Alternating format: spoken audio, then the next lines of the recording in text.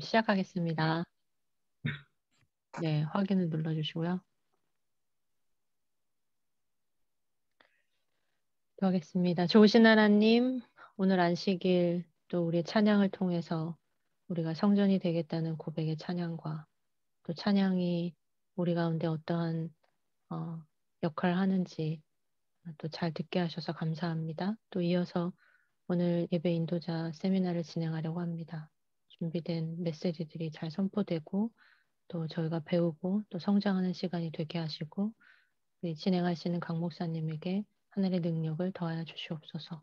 함께하는 저희 예배팀과 성도들에게 주의 은혜를 더딥혀 주시기를 바라며 예수님의 이름으로 기도합니다. 아멘. 네, 목사님 시작하시면 되겠습니다. 바로 시작할게요. 네.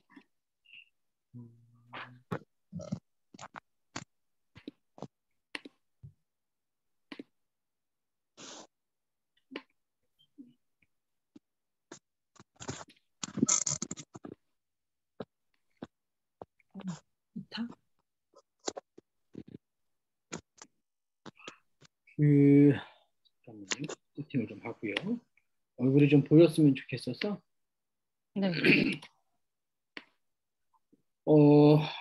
저도 제가 찬양 사역에 관련한 세미나를 할 줄은 생각을 못했어요. 왜 또 안 나와? 소리 잘 들리시죠? 네, 잘 들립니다. 저도 뭐 이렇게 찬양 사역의 전문가라고 말하기는 부끄럽고요. 그냥 관심이 있어서 한때 열심히 보던 내용이긴 한데 워낙 오랫동안 저도 안 봐놔가지고 이걸 도대체 뭘 말해야 되지? 무슨 얘기를 해야 되지? 또 이 찬양 사역 세미나, 뭐 찬양 인도 세미나 이 부분에 들어오시는 분들이 어떤 걸 원하시는지 또 알아봐야 되잖아요. 그래서 사실 좀 많이 도망치고 싶은 자리인데 요나의 부르심처럼 도망갈 데가 없어가지고 이렇게 끌려왔습니다. 네, 한번 시작하기 전에 간단하게 얘기 들어보고 시작하길 원해요. 그 찬양 사역 세미나에 어떤 걸 기대하고 오셨는지, 어떤 걸 듣고 싶으신지 좀 한번 이야기를 해봤으면 좋겠어요. 그렇죠? 뭐 쉽지는 않으시겠지만 그래도 뭐 부담 없이 나는 찬양 사역 세미나, 찬양 인도 세미나, 예배 인도자 세미나 이런 부분에서 이런 걸 좀 궁금해하고 이런 걸 좀 알고 싶었다. 아니면 이런 훈련을 좀 받고 싶다라고 하시는 부분이 있으면 이야기해 주십시오.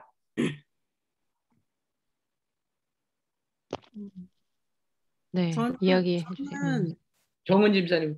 네, 저는 찬양의 순서, 찬양의 곡을 선정할 때 있어서 뭐 예를 들면 빠른 곡에서 잔잔한 곡으로 그래서 기도할 분위기를 맞춰주는 뭐 그런 순서 아니면 뭐 반대로 조용한 곡에서 빠른 곡으로 뭐 이런 식으로 찬양의 곡의 선정을 뭐 빠르기라든가 분위기를 어떻게 해야 되는지 그런 거를 알고 싶었었거든요.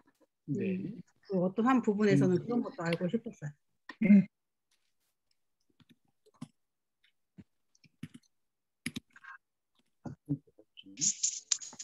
저는 할 것을 했습니다. 일반적으로 콘티 작성법이라고 그러죠? 네, 그런 거 좀 궁금해요. 네. 저는요. 네네. 저는 찬양 사역에 대한 정의. 네. 인서거 해버리겠습니다. 찬양 사역에 대한 정의, 그러니까 개념 이런 게 조금 정리되고 싶은 게 그게 좀 잘 돼 있으면 뭐 이제 상황에 따라 우리가 요리를 하거나 활용을 하거나 이게 가능할 텐데 찬양 사역에 대한 분명한 정의를 아직 제가 제대로 이해를 못 하고 있는 부분도 좀 그냥 노래가 아닌 것 같은데 이제 그거에 대한 이해도 조금 궁금해요. 실은 오늘 레위 얘기하면서도 되게 이런 레위가 있었어? 되게 새롭게 왔거든요. 그래서 요거를 전반적으로 잘 이해하고 있는 것도 이제 그러면 이제 뭐 우리가 상황에 따라 이걸 이제 변형시키고 이런 것도 좀 더 쉬워질 것 같아서 좀 궁금해요. 네, 감사합니다. 그렇죠. 찬양 사역의 정의와 개념, 그리고 그냥 노래 부르는 것하고 다른데 이게 도대체 제가 뭔지. 네, 또 다른 분. 저는 예전에 교회에 반주를 했었거든요. 근데 네. CCM 노래를 주로 부르잖아요. 네. 이렇게 경차는 대부분. 근데 거의 피아노가 일반 지방 교회에서는 피아노가 주예요. 물론 네. 다른 것도 있지만. 근데 참 이게 모순인 게 이게 박자를 쳐주는 그게 없으면 그런 악기가 없으면 피아노가 왼손부터 오른손까지 완전 열리라는 거예요. 아래손으로는 박자 잡아야 되고 오른손으로는 키보드가 하는 일 해야 되고 그러니까 소리도 무거워지고 너무 힘들고 근데 이제 여기 제가 열린교회에 와서 이제 그때는 그 당시는 참 오래전 얘기고요. 제가 그냥 찬양만 노래만 하다가 이제 열린교회를 왔는데 이거는 박자 쳐주는 뭐가 없으니까 보통 대형 교회에서는 건반 원은 약간 위쪽 멜로디하고 중고음하고 그리고 건반 투는 스트링하고 그렇잖아요. 그리고 박자는 드럼이 쳐주는데 여기서는 뭐가 너무 박자를 안 쳐주니까 이거는 막 박자가 왔다 갔다 하고 막 쳐지고 막 이러는 거예요. 그래서 오늘 그 기타를 저희가 초빙했는데 오늘만 가능하다는 가능하다는 그 얘기를 들어서 또 절망을 했는데 이걸 CCM이라는 건 사실은 박자를 치지 않으면은 이거 다 같이 맞출 수가 없어요. 너무 모순인 거예요, 이게.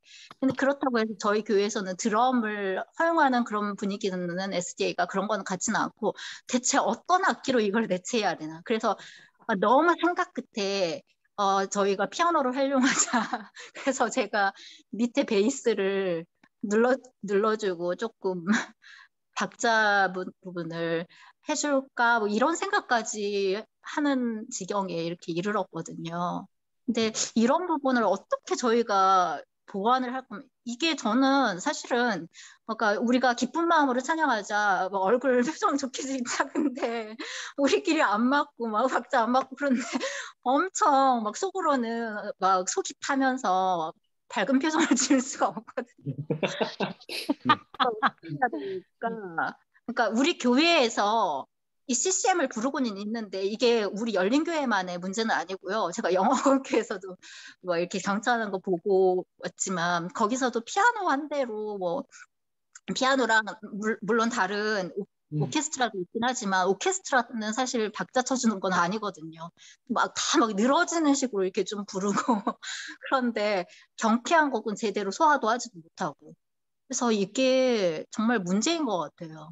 여기가 드럼 대체할 수 있는 뭔가가 있어야 되지 않나.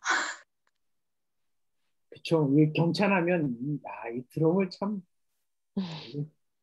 오기도 무섭고 안 오기도 무섭고 네 그렇네요. 진짜 쉽지 않네요. 네, 또 아까 뭐 말씀하셨던 건데 음향하고 이제 권 집사님 말씀하신 거랑 합치면 이제 기악의 활용 부분이나 뭐 이런 것들 같이 좀 고민하는 것 같아요. 네. 또 말씀하실 분 다 있군요. 박은경 집사님 혹시?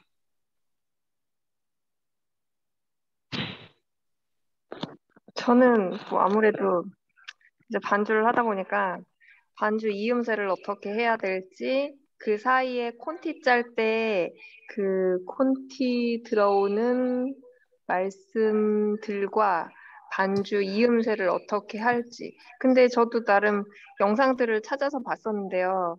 여러 가지 기법들이 있더라고요. 그런데 그걸 맞춰서 연습하는 과정은 어떻게 되는지가 또 궁금하기도 하더라고요. 어떻게 연습을 해야 좀 효율적으로 연습을 할 수 있는지 이런 게 좀 궁금했어요.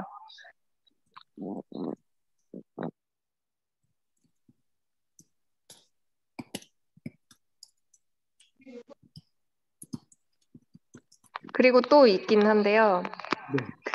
우리가 허용하는 어떤 문화잖아요, 이게. 예배이기도 한데, 문화이기도 한데, 이 문화를 얼만큼 허용하고 얼만큼 또 가려야 할지 다 포용할 수도 없는 것 같아요. 어디까지 허용하고 또 어느 선에서 우리가 좋은 것을 찾아야 할지 그런 것도 좀 생각이 있어야 되지 않을까? 가치관이 다 다르니까 사람들마다. 그래서 그 안에서 좋은 것을 찾는 그런 과정이 또 필요하지 않을까 이런 생각도 들어요. 감사합니다. 네. 우리 전영수 집사님은 얘기 안 하셨는데. 저요? 어, 실제적인 고민을 많이 하는 것 같아요. 그러니까 정유진 쌤 말씀하셨듯이, 콘티를 어떻게 하면 좀 더 쉽게 짤 수 있을까?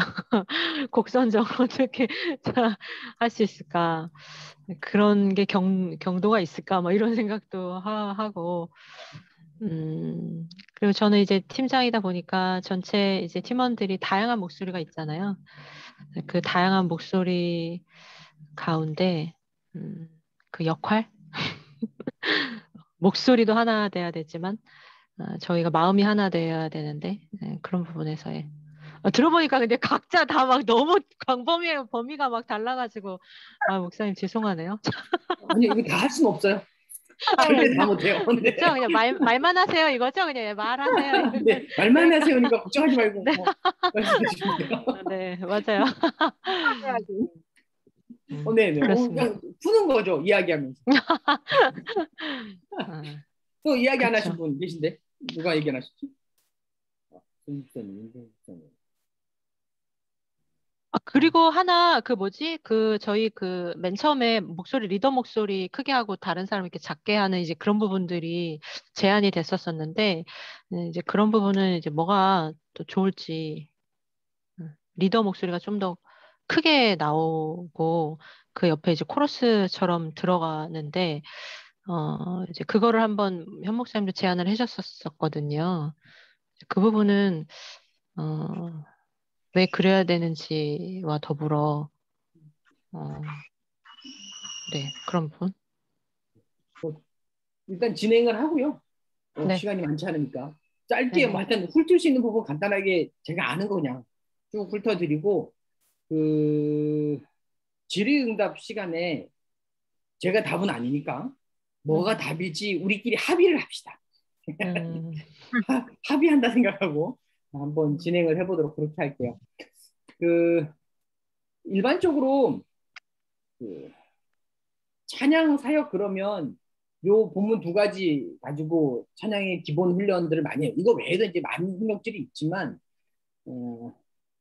골로새 3장 16절 그리스도의 말씀이 너희 가운데 풍성히 거하여 모든 지혜로 피차 가르치며 권면하고 그 다음에 시와 찬송과 신령한 노래를 부르며 이렇게 나와서 그 시와 찬송과 신령한 노래가 하나님 앞에 감사하고 찬양하는 것이다라고 정리가 되거든요. 근데 이 일에 항상 전제 조건이 있어요.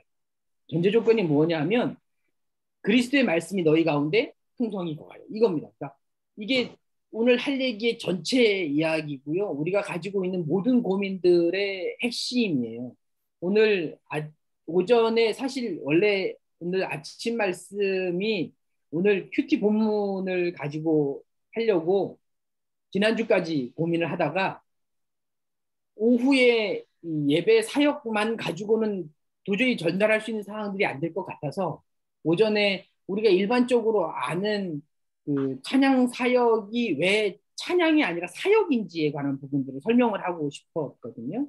그러니까 오늘 이야기 들으신 것처럼 다윗이 우리가 일반적으로 아는 예배 가운데 찬양이라고 하는 걸 가지고 들어온 거고요. 그 찬양이라고 하는 걸 가지고 들어올 때 핵심은 레위인들의 사역이었어요. 그래서 레위인들이 자리를 잡고 그들이 정체성을 완벽하게 세우지 않으면 이스라엘 전체가 거기서 흐트러지는 모습을 나타내게 했거든요. 그래서 우리가 이제 바벨론에서 돌아올 때 에스겔 선지자가 예언 속에서 본 거나 에스라 선지자가 돌아올 때도 항상 무엇이 중심이었냐면 성소의 회복과 레위인들이 다시 서는 것 이게 되게 중요했어요. 심지어 에스라 선지자는 그들이 절기가 되었는데도 그들 가운데 레위인이 정결케 되지 않아서 예식을 멈출 정도였어요. 그만큼 이제 우리가 일반적으로 아는 예배 그러면 이 예배는 목회자에게 위임된 게 아니라 그 목회자와 함께 사역하는 그룹 그것이 되게 중요하게 강조가 된다는 말이죠. 왜 거기가 중요하냐 하면 우리가 하는 것은 노래가 아니에요. 우리가 하는 건 노래가 아니라 말씀을 전하는 거거든요. 말씀은 전하는 도구로서 음악이라고 하는 것을 사용하는 것이지 음악을 해서 무엇인가 반응을 일으키는 거 아니에요. 잘 아는 그 CCM 사역자인 청관웅 목사님이 그 아마 세미나 했던 것이 있을 거예요. 유튜브나 찾아보면 보통 관심 있게 많이 들어보시거든요. 거기에 기술에 관한 것도 많이 하시는데 기술에 관한 것들은 사실 야, 음악을 가지고 예배를 진행하는데 이런 기술을 써야 돼? 라는 생각이 들 정도로 기술은 좀 부담스러워. 근데 항상 거기 사역에서도 핵심은 뭐냐 하면 말씀이에요. 그 말씀을 살지 않으면 찬양 사역을 하는 사람은 공황에 빠집니다. 왜냐하면 내 입으로는 이게 고백이라고 말하고 감사라고 말하는 내 삶이 못 따라오니까 너무 아픈 거예요. 그게 이제 반복이 되면 완전 가식으로 찬양을 하게 되거든요. 그 가식으로 찬양을 하면 회중과의 교감이 안 이루어지고 그러니까 그 교감을 무마시키기 위해서 기술을 갖다 붓습니다.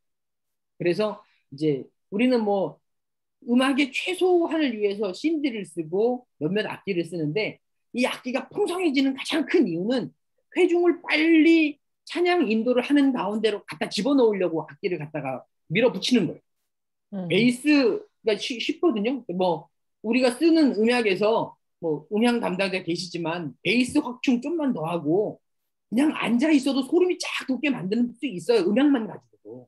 근데 그거는 찬양의 기술이 아니에요. 그건 찬양이 아니라 사람을 감정에 빠지게 만드는 거죠. 엘렌 화이트도 그 부분은 경계하라고 했거든요. 그래서 우리가 주의하는 게 좀 필요하고요.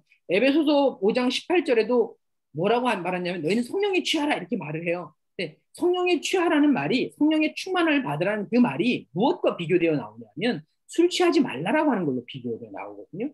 그러니까 찬양이 중요한 도구이긴 한데 찬양이라고 하는 기술, 음악이라나 음향이라고 하는 기술을 잘못 사용하면 마치 술 취한 사람처럼 내가 어디로 가는지 모르는 상황에 빠질 수 있다는 거죠. 그래서 중요한 건 우리의 사역이 일주일의 생활과 경건의 연습이 반영되는 것으로 나와야지 일주일 막 내 맘대로 막 살고 이렇게 하는 건 아니라고.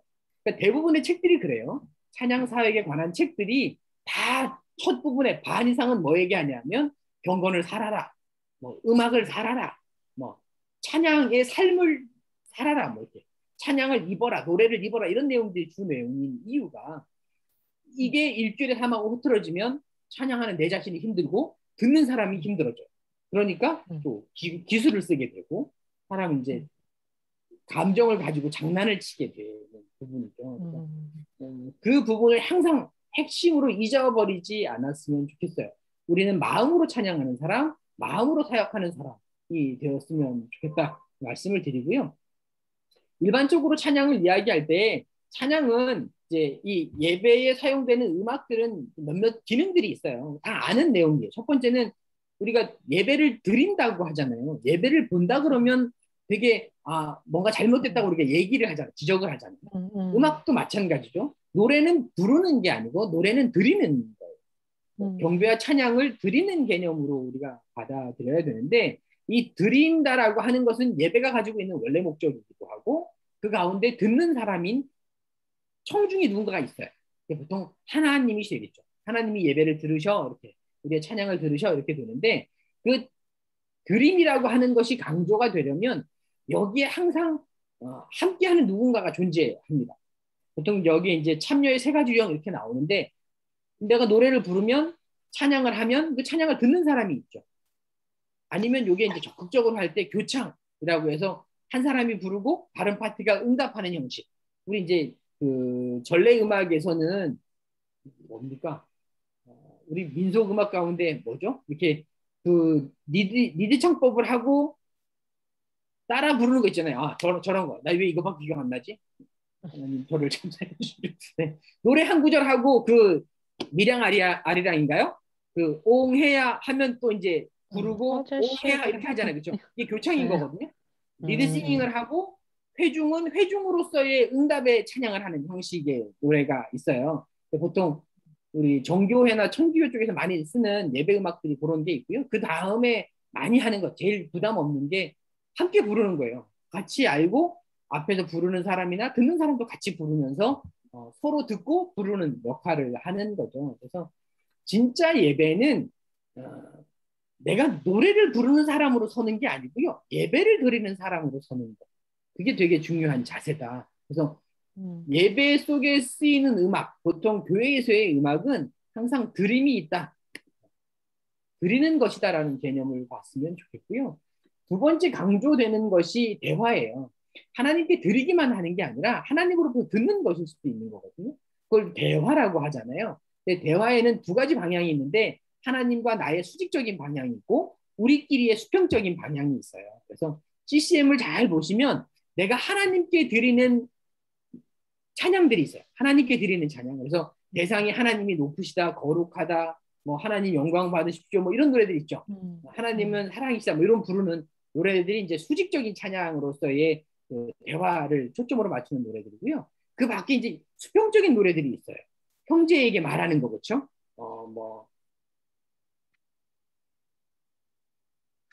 뭐가 있죠? 노래들 갑자기 아무 생각이 안 나. 나의 등 뒤에서라든지 가장 흔한 노래들. 그러니까 내 옆에 있는 형제에게 권면하고 위로하고 같이 하나님을 찬양하자라고 하고 하는 이런 노래들의 주류들이 이제 가르로 들여지는 노래들이죠. 이게 수평적 노래인데요. 그러니까 대화의 초점을 많이 이야기할 때 성도 간의 교제의 관점을 많이 설명을 해요. 그래서 생각 외로 이 옆 사람을 초청하는 노래들이 되게 밝은 노래들이 많아요. 밝은 노래들이 많은 편이고요. 세 번째는 요것도 되게 중요한 부분인데 찬양은 변화를 위한 거예요. 이게 변화라고 되어 있지만 정확하게 말하면 성화의 개념인 거거든요. 내가 찬양을 하면서 찬양의 가사를 가지고 우리의 삶이 변화를 촉구하는 것이어야 한다라는 거죠. 그러니까 설교하고 똑같은 거예요. 설교는 하나님이 우리에게 권면의 말씀으로 주시는 게 있고 그 권면의 말씀을 듣고 우리가 뭐 하냐면 회개하고 반응을 보이죠. 그래서 하나님하고 대화를 해요. 그러면서 그 가운데 다른 형제를 초청하는 측면이 있죠. 수평적인 대화의 측면이 있고 그것을 통해서 일주일 어떻게 살겠다 결심하는 변화의 측면이 있는 거예요. 이런 이제 드림과 대화와 변화의 측면들이 항상 우리의 음악 가운데서 빠지면 안 돼요. 콘티를 짤 때도 요 순서가 들어간다고 생각을 하시면 돼요. 어려울 때는 가장 쉽게 짜면 요거예요. 첫 번째, 하나님은 놀라우신 분, 우리를 기뻐 받으시는 분, 영광 받으시는 큰 왕이신 분 찬양하고 그 다음 어디로 넘어와요? 그 가운데 나의 형제여 그 찬양을 함께 합시다. 우리 그 다음 맨 마지막으로 우리 이렇게 살기로 결심해요 하는 노래들 순서를 짜는 게 가장 일반적인 거예요. 설교도 그렇죠. 설교도 같은 패턴을 따라가는데 그렇게 하는 것이 일반적이고요. 그런데 이 음악을 하면 경배와 찬양 리더십이라든지 인도적 환영들을 하면서 가장 좀 조심하는 부분이 음악이 가지고 있는 양면성 때문이에요. 성경에 보면 악기를 가장 먼저 만든 사람은 의인의 그룹일까요? 악인의 그룹일까요? 아담의 자손일까요? 셋의 자손일까요? 가인의 자손일까요? 가인의 자손. 가인의 자손이에요. 그래서 우리가 창세기를 읽어보면 악기를 가장 먼저 개발한 이유는 그것이 유흥의 도구로 쓰여지기 시작했어요. 그래서 교회 안의 음악은 상당히 이게 조심스러운 부분이 없지 않습니다. 없지 않아요? 왜냐하면 예배를 위해서 음악을 사용하는데 그것이 주로 어디에 사용됐냐 하면 일주일 내내 세상을 위해 사용됐던 음악이라면 교회 안에 들어와서 하나님께 영광 드리기 쉽지 않은 거예요. 그래서 음악은 구별돼야 되는 거거든요. 음악 자체가 구별이 돼야 돼요. 근데 어느 순간인가부터 음악의 여러 요소들에 있어서 이 경계가 사라지기 시작했죠. 문화가 바뀌면서 그런 거거든요. 문화가 바뀌면서 그런 건데 그 뒤에 한 번 더 얘기를 할게요. 그래서 음악을 주의해야 되는데 음악이 가지고 있는 역기능들의 요소들이 많이 있어요. 첫 번째 말하면 그냥 수단으로 쓰는 거예요. 음악을. 가장 많이 듣는 게 우리 준비 찬미합시다 이런 거 하잖아요. 아니 찬미가 이미 하나님께 드려지는 건데 준비는 또 뭐죠? 그런 개념인 거예요. 그래서 이제 다른 개념으로 쓸 수는 있죠. 준비라는 개념을. 그런데 음악을 정말 도구로서 사용하는 건 정말 위험한 거예요. 시간을 때우는 거. 순서와 순서 사이에 시간을 때우려고 노래를 부르는 되게 조심스럽거든요. 단 그것을 어떻게 지도하느냐에 따라서 순서와 순서 사이지만 그게 은혜로운 시간은 될 수 있어요. 그때는 생각 외로 회중들을 음악 가운데 집중시키기 위한 리딩이 필요합니다. 뭐 콘티라고도 말할 수 있고 멘트라고도 말할 수 있는데 회중이 우리가 지금 부르는 노래의 가사가 뭐예요? 이 예배를 당신도 참여하셔야 돼요. 하나님과 함께 노래하시는 사람이 되어야 돼요. 그냥 우리 배경음악으로 이렇게 지나가는 음악들이 들리는 것으로 이 찬양을 쓰지 않았으면 좋겠어요 라고 하는 리딩이 항상 필요합니다. 그래서 준비 찬미라고 뭐 어쩔 수 없이 익숙해서 그렇게 말한다고 하더라도 어떤 다른 큰 행사를 위한 준비의 시간으로 음악이 사용돼서는 안 돼요. 예배 음악이 찬미가 더군다나 쓰지 않았으면 좋겠고요. 준비 찬미로 쓸 수 있는 경우가 있어요. 예외로 준비의 찬미로 쓸 수 있는 경우는 수평적인 대화로서의 음악들은 준비 찬미로 쓰일 수 있습니다. 그렇죠? 예배에 들어가기에 앞서서 형제에게 내가 초청하는 노래들은 쓰일 수 있어요. 그것 외에 내가 수직적인 노래인데 하나님께 영광을 드리는 노래인데 이게 준비 찬미로 쓰여진다? 좀 부담스러울 수 있는 거죠. 그 다음이 이제 이기주의인데요. 이게 이제 우리 문화로 가장 많이 엮이는 거예요. 음악은 문화적 배경이 있기 때문에 그룹들에 따라서 음악을 수용하는 이 수용선이 달라요. 수용선이 달라요. 근데 내가 가지고 있는 수용선을 상대방에게 강요해서도 안 되고요. 상대방이 가지고 있는 그 문화적 수용선을 내가 침범해서도 안 되는 거예요. 그래서 음악은 상당히 조심스럽습니다. 그런 면에 있어서. 나는 이게 수용이 돼서 난 편하게 막 노래를 불렀는데 듣는 사람은 그게 부담스러울 수 있잖아요.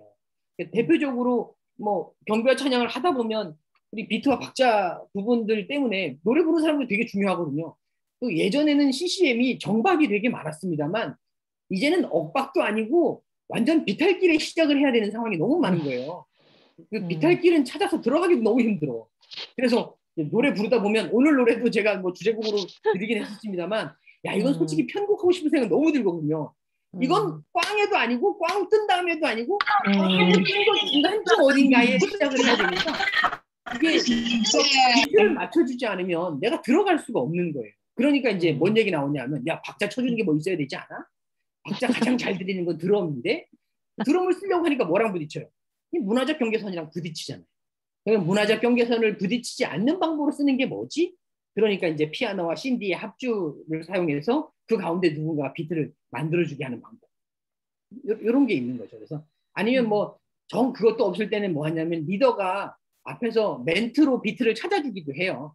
비트를 찾아주기도 하는 부분도 있는데 그거는 정말 쉽지 않고요. 그러다 보니까 경배 찬양이 뭐로 가냐? 어려운 노래는 안 해. 쉬운 노래로 충분히 묵상할 수 있는 노래. 박자 쉬운 거. 박자 빠르지 않고 여유로운 거. 이런 거 하게 되는 거죠. 그 다음이 이제 감상주의인데요. 이 노래가 너무 화려하면요. 노래 화려하면 회중이 따라 부르지 않고 그냥 감상을 해요. 그럴 수 있거든요. 앞이 너무 화음이 잘 맞으면 여기에 이 화음이 너무 화려한 그 가운데 내가 노래를 부르는 게 방해될 것 같은 거죠. 같이 듣고 와 노래 너무 잘해. 야, 너 옆에 조용히 해봐. 저 앞에 노래 부르는데 왜 방해? 이렇게 나오는 수가 있죠. 이제 뭐 가끔씩 그런 거 있잖아요. 우리 시스템 휴일날 이렇게 틀어놓고 찬양 막 좋아서 많은 노래 따라 부르는데 옆에서 툭 치면서 야 노래 방해하지 말고 듣기만 하라고 이렇게 얘기하는 게 그런 감상주의의 한 부분이겠죠. 그 다음에 이제 기교주의인데요. 음악을 전문가 그룹에 완전히 맡겨도 불안한 것 중에 하나가 전문가 그룹에 맡길수록 기교는 늡니다. 노래는 화려하고 노래는 완벽할지 몰라도 기교주의로 흘러가기 때문에 노래는 아무나 부르는 게 아니야. 이런 생각이 들게 만들면 실패하는 거예요. 진짜 노래는 진짜 예배에 쓰이는 노래는 음치를 만들어낼 수 있어야 된다. 음치가 드러나야 돼요. 근데 분명 저 사람 노래 못하는 거 아는데 함께 찬양하기 위해서 목소리를 내도록 만드는 경배 찬양이 진짜 경배 찬양입니다. 무슨 얘기인지 아시죠? 보통 이렇게 잘 못하시는 분은 난 노래를 잘 못하니까 저 음악에 같이 안 들어갈래 이렇게 하신단 말이에요. 그런데 경배 찬양이 정말 은혜로우면 이분들이 목소리를 내요. 다른 사람들이 흠칫 놀랄 정도. 그럼에도 불구하고 그게 진짜 경배 찬양입니다. 하나님의 찬양은 노래를 잘하는 사람 박자를 맞추건 못 맞추건 함께 찬양하도록 끌어올라가는 게 하나님의 예배의 목적입니다. 그렇죠? 노래 잘하는 사람이 예배에 단에 쓰는 건 맞지만 함께 할 줄 모르는 사람도 그 리딩하는 음악에 함께 들어갈 수 있다 그러면 그게 정말 찬양의 목적이지 않을까 싶습니다. 뭐 장식주의 앞에 했던 거랑 마찬가지인데요. 그 보조적인 역할만 하는 음악으로서 쓰이면 안 된다라고 하는 부분, 반복적인 거지만 조금 초점이 다른 부분이 있고요. 이제 앞에 감상주의랑 비슷한 부분이 이게 무관심주의예요. 그냥 이제 쉽게 그냥 누가 하지 쉿하고 씨 하는 예배라 그러는데 쉿은 그냥 앉아 있으면 되는 예배, 씨 하면 보기만 하는 예배 뭐 이런 거예요. 그래서 이 소수의 전문가에게 맡겨지면 다수의 회중은 앉아가지고 보는 역할에 마칠 수 있기 때문에 항상 참여의 곡들을 같이 만들어 주는 게 좋고요. 전문가 그룹이 이제 경배 찬양을 인도할 때 이 회중이 함께 들어올 수 있도록 하는 건 중간중간에 쉬운 노래를 집어넣거나 회중에게 함께 통성 기도를 하는 것을 통해서 참여시키는 기법들을 사용하기도 합니다.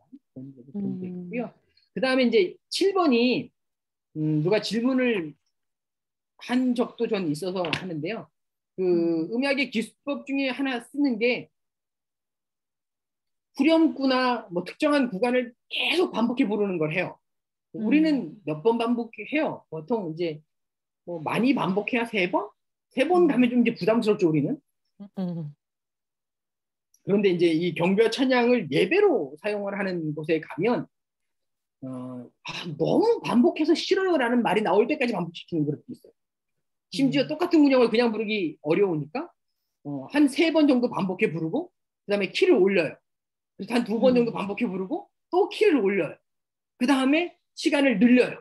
천천히 불렀다가 짧게 땡겨 불렀다가 또 9회 반복하고 이걸 많이 하거든요. 이걸 많이 하는 건 사실 기술이거든요. 그러니까 사람들을 감정적으로 동요시키는 방법 중에 제일 좋은 건 비트입니다. 그러니까 똑같은 노래를 비트를 땡기면 사람들이 감정적으로 빨리 흥분해요. 그래서 그 흥분한 감정을 이제 예배의 감정으로 오해하게 만드는 방법이 있죠. 그러니까 이게 아까 앞에 말씀드렸듯이 찬양 리더하는 그룹이 일주일 충분히 내가 말씀대로 못 살았는데 찬양 그룹이 충분히 안 따라오면 내 원래 있던 멘트 말고 추가로 멘트 하거나 음악을 당기거나 밀어가지고 사람들의 반응을 빨리 끌어내려고 하는 상황이 생기죠. 여러분 저기 뭐 이렇게 CCM 경배와 찬양 경찬들 실황으로 녹화한 음반들 보면 이제 그런 경우 있을 거예요. 후렴구가 안 나고 계속 반복이 돼. 그런데 이제 CD 음반에는 그렇게 나올 수 없으니까 뒤에를 소리는 계속 들리는데 소리만 줄여가지고 이렇게 음반을 끝나는 음악들 들어보신 경우 있으실 거예요. 이게 이제 그런 거거든요. 실황에서는 회중의 반응을 끌어내야 되니까 계속 반복한 거죠. 7번, 8번 반복을 하는데 그 7번 반복을 하다가 결국은 어떻게 되냐면 이제 방언 기도로 넘어간다든지 함께 통성 기도합시다 하는데 막 하면서 소리 나오는 형태로 넘어갈 수 있거든요. 뭐 그게 뭐 경배와 찬양을 요구하는 예배자들, 예배 그룹들이 일부러 요청하는 경우도 사실은 없지 않지만 우리 재림교 안에서는 절대 그런 거 없잖아요. 그렇죠? 왜냐면 그게 더 무서웠거든요. 두려운 걸 알거든요. 이 가운데 악한 영이 함께 할 수도 있겠다라고 하는 두려움이 있기 때문에 그런 부분이 있어서 몰입주의를 사실 좀 주시해야 되고요. 우리는 좀 음악과 음악 사이에 생각할 수 있는 시간들을 드려야 돼요. 그게 되게 중요합니다. 혹시 음악과 음악 사이에 생각할 시간을 못 준다 그러면 이제 예전에 찬미가 가지고 할 때는 1절, 2절, 3주 간주하고 4절 이렇게 부르잖아요. 간주 왜 쉬어요?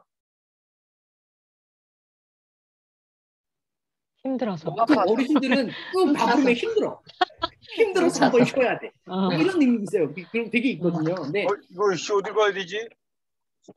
왜 안 나오지? 네. 중간에 쉬는 텀들이 있잖아요, 그렇죠? 중간에 이렇게 재밌네요. 네. 이게 힘들어서 쉬는 게 아니라 이제 노래를 막 이어 부르다가 중간에 우리가 무슨 노래를 부르고 있는지 이 노래는 우리의 어떤 삶의 변화를 요구하고 있는 것인지 설명하거나 중간에 간증을 넣거나 뭐 리더자의 고백을 넣으려고 간주를 쓸 수는 있어요. 그러면 그 간주 때는 부르던 노래의 반주가 그냥 나오고 있고 리더의 보컬이나 마이크를 약간 볼륨을 올려서 이제 음악을 깔고 말하는 형식이 되겠죠. 이게 준비가 되지 않은 걸 말하면 저 사람은 왜 갑자기 노래를 방해하고 그래 이런 얘기가 나올 수도 있어요.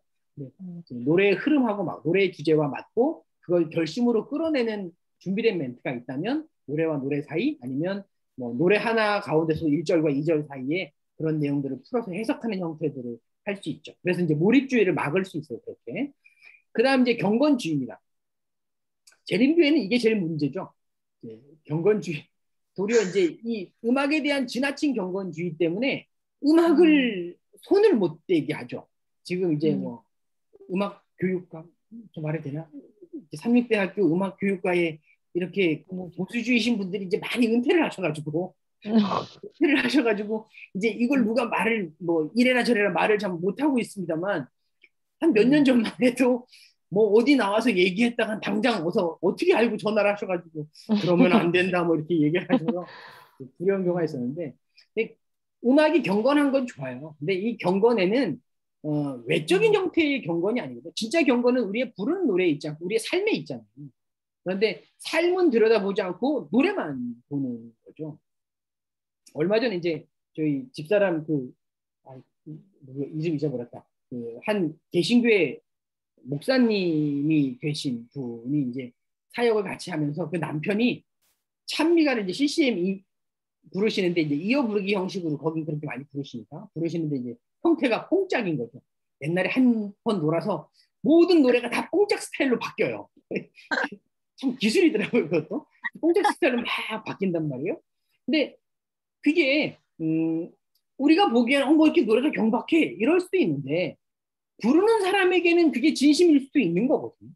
우리의 잣대로 우리의 경건주의라고 하는 외적인 경건주의의 잣대로 들여다보니까 문제일 수 있는 거지. 그 사람 개인적으로 하나님께 진짜 온전히 드리는 찬미일 수도 있는 거란 말이에요. 근데 그런 벽이 없어진 그런 벽을 우리가 만들어 놓고 있으니까 이건 되고 안 되고 이럴 수도 있는 부분인 거죠. 마지막 9번째는 이제 우상 숭배 주의인데 음악을 작품으로 해석을 하면 이제 작품으로 예배 드리는 게 되는 거죠. 그래서 이렇게 음악의 완성도 이런 것만 따지는 거고 아니면 야 누가 리더를 해야지 정말 경배와 찬양이냐 사람만 남는 거 있잖아. 경배와 찬양하면 누구 이렇게 되는 건 잘못하면 우상주의가 될 수 있는 거죠.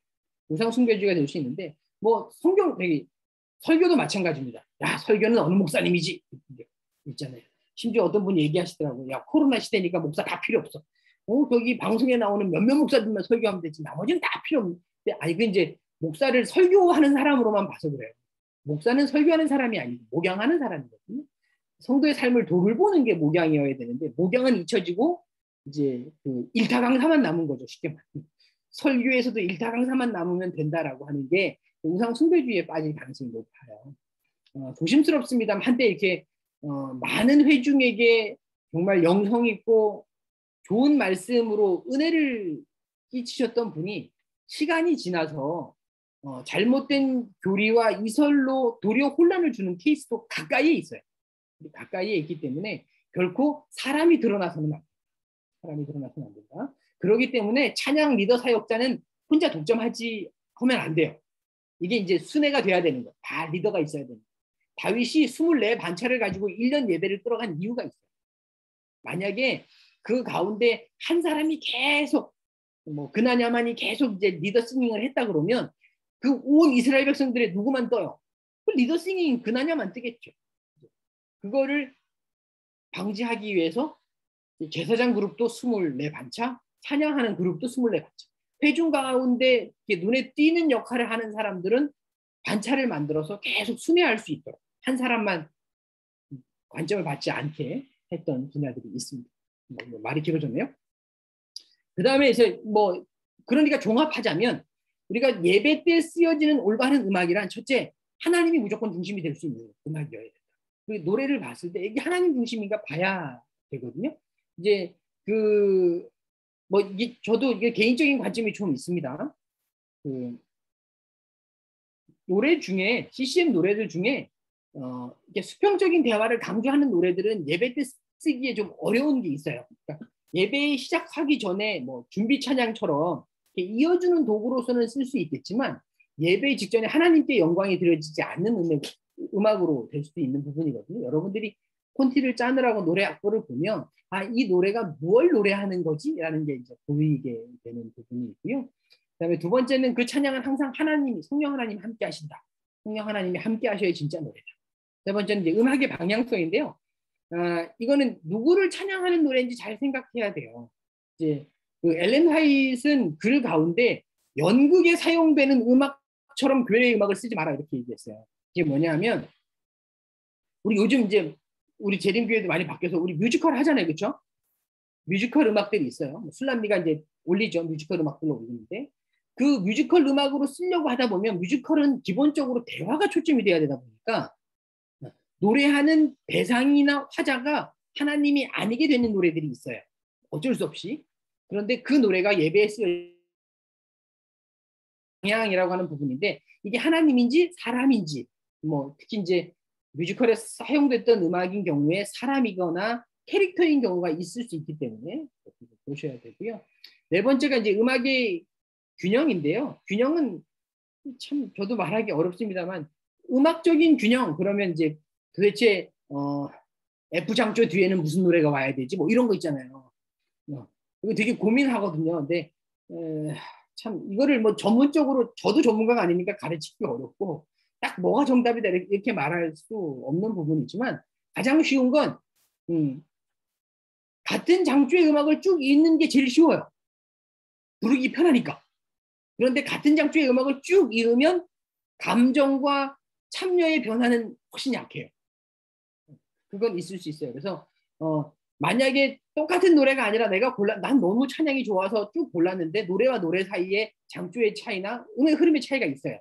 그럴 때는 노래를 한꺼번에 쭉 이으려고 억지를 쓰지 않으셔도 좋아요. 단 노래와 노래 사이에 가사를 읽어준다거나 가사의 메시지를 전달하는 멘트들로 하셔가지고 이어가셔도 좋겠어요. 그게 훨씬 낫다고 생각하거든요. 그래서 뭐 너무 기교상으로 음악의 균형을 맞추려고 막 음악의 스타일도 맞추고 막 배치도 맞추고 난이도 맞추고 이거 다 들어가면 한두 끝도 없어요. 뭐 이제 장조만 처음에 신경 쓰죠. 장조만 장조 맞췄는데 음의 이제 리듬의 패턴이 너무 다르네. 이래서 또 리듬의 패턴 고르려고 하고요. 리듬의 패턴은 기껏 맞췄더니 가사 내용이 다르네. 막 가사 고치려고 그러고 이러면 한두 끝도 없으니까 그런 거 하지 마시고 일반적으로 우리가 편하게 부담 없이 노래를 이어가고 회중이 함께 들어올 수 있는 찬양으로만 구성하시면 좋겠다. 그래서 다섯 번째가 참여의 음악이에요. 음악은 항상 같이 부르는 걸로 하시되 저런 거 있어요. 노래가 너무 생소하거나 처음 부르는 노래거나 뭐 잘 알긴 아는데 너무 어려워. 이럴 때는 소수만 그 노래에 부르고 나머지는 거기에 동참하게만 해주셔도 돼요. 동참은 부르는 것만 동참은 아니거든요. 그래서 이제 제일 쉬운 방법은 이제 저런 거죠. 노래가 앞에서 준비된 찬양, 좀 어려운 곡을 할 때 듣는 사람들이 다 가슴에 손을 올리고 함께 듣거나 눈을 감고 그 음악에 집중하거나 뭐 이런 식으로도 참여하는 방법들이 있습니다. 그렇게 하시면 되고요. 마지막은 최선의 음악. 최선의 음악. 우리가 준비할 수 있는 한 최선을 다해서 준비하는 것. 그래서 찬양은 찬양 그 시간으로 단위에 서는 때보다 그 단위에 서기 위하여 준비하는 시간이 더 은혜로워요. 그래서 찬양 준비할 때 제가 오늘 찬양 준비하는 거 처음 가서 뵀는데 찬양 준비할 때 음악 우리끼리 맞추는 것도 중요하죠. 중요한데 한번 쭉 부르고 시간이 난다 그러면 우리가 어떤 노래를 부르고 있는지 그 노래의 가사가 우리에게 어떤 면에서 은혜가 있는지 서로 나누고 기도하고 선포할 수 있으면 제일 좋아요.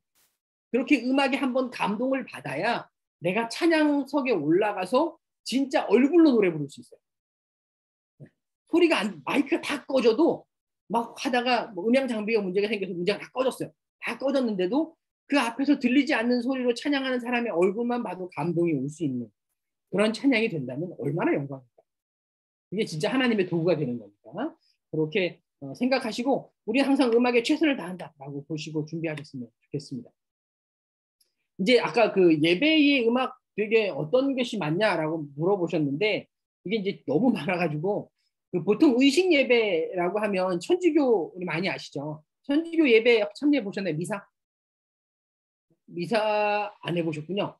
혹시 인터넷에 미사 영상이 잘 안 올라오긴 하는데 참여해 보면 그 앞에 시작하는 교창, 교독 부분이 되게 매력 있어요. 특히 이제 그 미사에 함께 들어가 보면 그 큰 성당 안에 이제 집례전을 시작하면서 성경 낭독을 딱 하고 주의 말씀입니다 하면 뭐 이제 같이 그 낭독하는 패턴이 있거든요. 그게 처음엔 그냥 따라 하는데 참여해 보면 되게 감동이 있어요. 이상하게 끌리거든요. 이제 천주교나 우리 정교회, 뭐 동방교회, 동방정교회 이렇게 얘기하죠. 동방교회나 동방정교회, 그다음에 뭐 이런 부분들은 내가 뭘 쓴 거지? 루터 교회 이런 부분들은 예배의 음악이 엄청 한정돼 있습니다. 쓸 수 있는 음악이 정해져 있어요. 그래서 뭐 예전 뭐 음악 사라 그러죠. 음악의 역사 같은 거 이렇게 중간에 보시면 우리가 보통 아는 음악의 계명이 어디서부터 생겼고 뭐 이런 거 배울 때 옛날 고전 음악으로서의 뭐 오르가눔 이런 거 배우고 하거든요. 거기에 나오는 것들은 한정된 음악들로 사용이 되는 정말 의식적으로만 사용되는 예배죠. 이런 천주교에서요. 예배 음악은 되게 고전적인데요. 성도의 교제를 위한 음악은 확 풀어져 가지고요. 모든 음악을 다 써요. 이제 어떤 거냐 하면 천주교 예식을 가면 예식 들어가면 음악은 완전 고전적입니다. 집예전이 시작되면 완전 고전적인데요. 집예전이 시작되기 전에는 예전에는 막 저런 거 나는 개똥벌레 이런 것도 불렀어요. 말도 안 되는 거죠. 뭐 갯바위 이런 것도 부르고요. 뭐 사랑의 노래 있잖아요. 나오는 일반 발라드 이걸 다 불러요. 앞에는. 그러니까 예배가 시작되기 전에는 뭔 노래든 상관없이 회중을 같이 이렇게 분위기를 끌어낼 수 있는 노래는 다 불러요. 그런데 집예전이 시작되면 그들이 정해져 있는 틀, 정해져 있는 예식의 노래들만 불러갑니다. 그런 게 이제 또 색다른 방법이에요. 그것도 사실 그 라오디게아 2차 총회를 지난 다음에 이 천주교회는 예배 형식이 정해졌거든요. 그 이전에는 그 노래도 다 라틴어로만 불렀어야 됐어요. 그래서 가면 미사 집전을 하는데 이게 뭔 소리든 몰랐고 노래 부르는 것도 뭔 소리인지 하나도 몰랐단 말이에요. 그거를 반박해서 루터 교회는 그 나라에 자기가 쓰는 음악을 불러야 된다고 음악의 부분을 강조한 교회가 된 거고 그 루터 교회가 분리된 이후에 라오디게아 2차 총회에서 그러면 천주교회는 예식을 위한 음악은 이렇게 보존적으로 하되 그 앞은 풀어가자 이렇게 설명을 해서 예식의 음악들이 그 나라의 음악으로 사용하되 그런 규정들을 좀 풀어주는 형식이 되었어요. 그 다음에 이제 보통 전통 예배, 우리가 보통 아는 일반 교회에서 예배들 있잖아요. 앞에 준비 찬미합시다. 그리고 이제 송영하고 들어가서 공독하고, 그다음에 찬미 하나 부르고, 기도하고, 헌금하고, 찬미 하나 부르고, 헌금하고, 부르고, 특창하고, 그 다음에 이제 본설례 성경 말씀 들어오고, 이제 후설 한 다음에 끝나는 형식. 이게 이제 일반적으로 전통 예배 형식인데요. 상당히 천주교의 예배 의식보다는 풀어졌지만 그래도 여전히 고전적인 형태들을 띠고 있고요. 그래요. 그러면 오늘 우리 36 열린교회가 하고 있는 예배 형식은 뭐랑 비슷할까요? 의식 예배, 전통 예배는 아닌 것 같으니까. 못 따라가요, 우리는. 우리는 사실 이제 혼합 예배 형태인데요. 고전 음악과 현대 음악을 혼합한 예배 형식을 가지고 있어요. 그것도 이제 깨려고 많이 하는 것 같지만 경배와 찬양의 예배가 아닌 이유는 이제 경배와 찬양의 예배는 설교 부분이 완전 축소가 많이 됐습니다. 그래서 설교가 저 뒤에 이제 짤막하게 주어지는 형태고 예배에 쓰여지는 음악 부분이 더 이렇게 확장이 되는 형식이라서 이제 보통 경배와 찬양 예배 그러면 이런 거예요. 초청 싱얼롱 하죠. 앞에 막 박수 치면서 싱얼롱 같이 하다가 이제 싱얼롱이 끝나면 같이 손을 들어서 하나님을 찬양하는 것들을 같이 합니다. 찬양하고 그 다음에 요게 이제 그 준비 찬양 넘어가가지고 하나님께 영광 돌리는 부분으로 찬양을 하고 그 다음에 친교 하는 걸로 이제 형제와 함께 찬양하고 그 다음에 같이 발부르는 형식으로 하고 초청하는 같이 손잡고 기도하고 이런 걸로 하고 맞춰진 다음에 짤막하게 메시지가 전달되는 형식이 이제 경배와 찬양 예배 형식인 거고요. 현대 예배는 좀 더 많이 바뀌었어요. 현대 예배는 더 많이 바뀌어서 요런 거죠. 개회 음악이라고 해서 준비된 것 있어요. 뭡니까? 뮤직 카페처럼 앞에 풀어진 음악들이 나오다가 이제 예배로 들어가는 목회 기도를 하고 회중이 함께 찬양하고 특별 찬양하고 친교를 해요. 그 다음에 연결 음악으로서 경배와 찬양을 사용하고 설교한 다음에 맨 마지막 마치는 것도 회중 찬양으로 마치는 형식을 가져가기도 하는 부분이 있죠. 뭐 구도자 예배는 말 그대로 뭐 구도자들을 향한 예배라 워낙 단순하게 진행되는 거니까 여기서는 좀 생략하도록 그렇게 할게요. 이제 제가 예배 형식을 말씀드리는 이유는 이 예배의 형식에 따라 쓰는 음악도 달라요. 그렇죠? 쓰는 음악도 달라요. 뭐 전통 예배에서는 우리가 말하는 CCM적인 음악들 사용 참 못해요. 네. 요번 개편된 찬미가에는 CCM들이 많이 들어왔죠. CCM이 많이 들어와서 이게 한 가지 조금 걱정스러운 게 찬미가에 CCM이 있다 보니까 이제 대예배나 좀 구별돼야 되는 예배 가운데 CCM을 부르는 경우가 종종 있거든요. 미리 검토 안 하고 뭐 찬미가 펴갖고 이렇게 휙 불렀는데 CCM인 거죠, 갑자기. 쉽게 말해 수평적인 노래나 싱얼롱에 어울릴 만한 노래들을 찬미 곡으로 부르고 설교 예배를 진행하기에는 좀 어려움이 있기 때문에 그거는 뭐 나중에 뭐라고 할까요? 이게 경배 찬양이에요. 예배 음악은 이래야 돼요라고 규정을 만들 때 조금 손봐야 되는 부분일 수도 있는 것 같아요. 그다음에 이제 요거는 좀 시간이 걸릴 텐데 그래도 한번 훑어보고 싶은 게 오늘 앞에 설교 말씀에 잠깐 어떻게 예배 가운데 음악이 들어왔는지 설명을 했지만 지금 제가 말씀드리는 건 예배 음악으로 한정될 때 보통 우리 성소 시대에 있죠. 길갈에 도착하기 전까지 정확하게 말하면 솔로몬 성전이 세워지기 이전까지의 성소 예배에는 음악은 없었어요.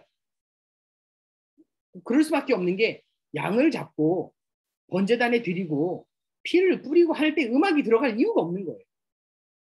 음악이 필요가 없고요. 그 다음에 이제 솔로몬의 성전이 세워지고 난 다음에 다윗의 찬양들이 사용이 됐죠. 오늘 말씀드린 것처럼 오베데돔의 집에서부터 이제 하나님의 법궤를 예루살렘으로 옮기고 난 다음에 찬양대가 세워졌잖아요. 그 찬양대가 부르는 노래도 오늘날 우리가 생각하는 예배 음악하고 좀 달라요. 여러분 시편에 보면 시편 표제 가운데 성소에 올라가며 드리는 기도 이런 표제 많이 보셨을 거예요. 왜 성소에서 예배 드릴 때가 아니고 올라갈 때 드리는 노래지? 그럴 수밖에 없는 게 성소에 올라가면 성소 예식이 전부입니다. 그러니까 합창단의 찬양을 들을 수 있는 건 그 성전에 올라가는 계단, 그 계단을 올라가는 기간 동안에 듣는 노래들이에요. 그래서 성전에 올라가는 노래란 그 성전에 함께 올라가는 순례자들, 예배자들이 올라가면서 고백송으로 불렀던 노래들인 거죠. 그래서 사실 이 번제단 예배에 들어가면 실제적인 노래를 부르지는 않았어요. 그런데 이제 회중 찬양이 생기기 시작한 건 바벨론 유수 이후예요. 그들 가운데 성전이 없어진단 말이에요. 교회에 갈 수 없는, 성전을 찾아갈 수 없는 시대가 바벨론 포로 시절에 생기게 되는데 그때 그들이 그걸 어떻게 극복하냐 하면 마을 단위의 회당이라고 하는 걸 만들어요. 오늘 우리가 아는 교회, 시나고그라고 하는 것들을 만들어서 이 회당에서 세 가지 일들을 합니다. 그래서 이 회당을 그때 당시에 뭐라고 불렀냐면 찬양하는 집, 기도하는 집, 말씀을 가르치는 집 이렇게 불렀다고요. 그래서 내 아버지의 집으로 만민의 기도하는 집 이렇게 말씀하셨다는 게 회당의 의미인 거예요. 그래서 만민의 기도하는 집이고 가르치는 집이고 찬양하는 집으로서의 회당의 역할들을 하게 되는데 이때부터 이제 회중이 함께 부르는 찬양이라고 하는 게 쓰여져요. 그래서 성전에 올라가는 노래들을 이 바벨론 유수 이후의 회당에서는 회중과 함께 부르는 찬양으로 부르기 시작한 거예요. 그게 오늘날 우리가 부르는 예배 찬양인 거죠. 그래서 뭐 형제를 위한 초청, 하나님께 예배로에 대한 초청, 하나님께 영광을 돌리는 것, 뭐 형제를 위로하는 글들 이런 것이 여기에 들어가고요.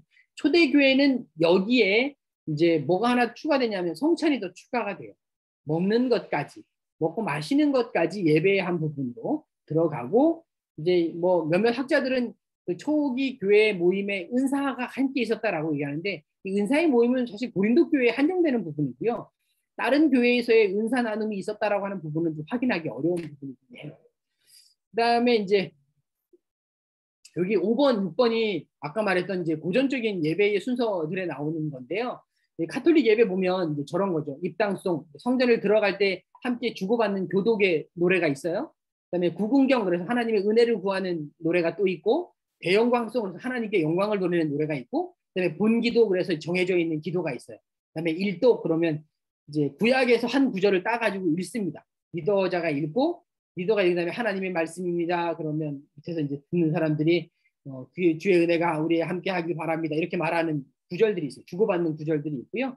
그다음에 칭개송, 그래서 이게 성전에 올라가는 노래라고 그들이 보통 불러요. 그래서 단상에 등산하기 전에 부르는 곡이 하나 있고, 이독, 신약 구절에서 한 구절 또 교동문처럼 날 부르는 게 있고, 알렐루야, 그래서 하나님께 영광 돌리는 할렐루야송 부르기도 하고요. 그다음에 4대 복음서 가운데 한 구절을 또 풀어서 설명을 해요.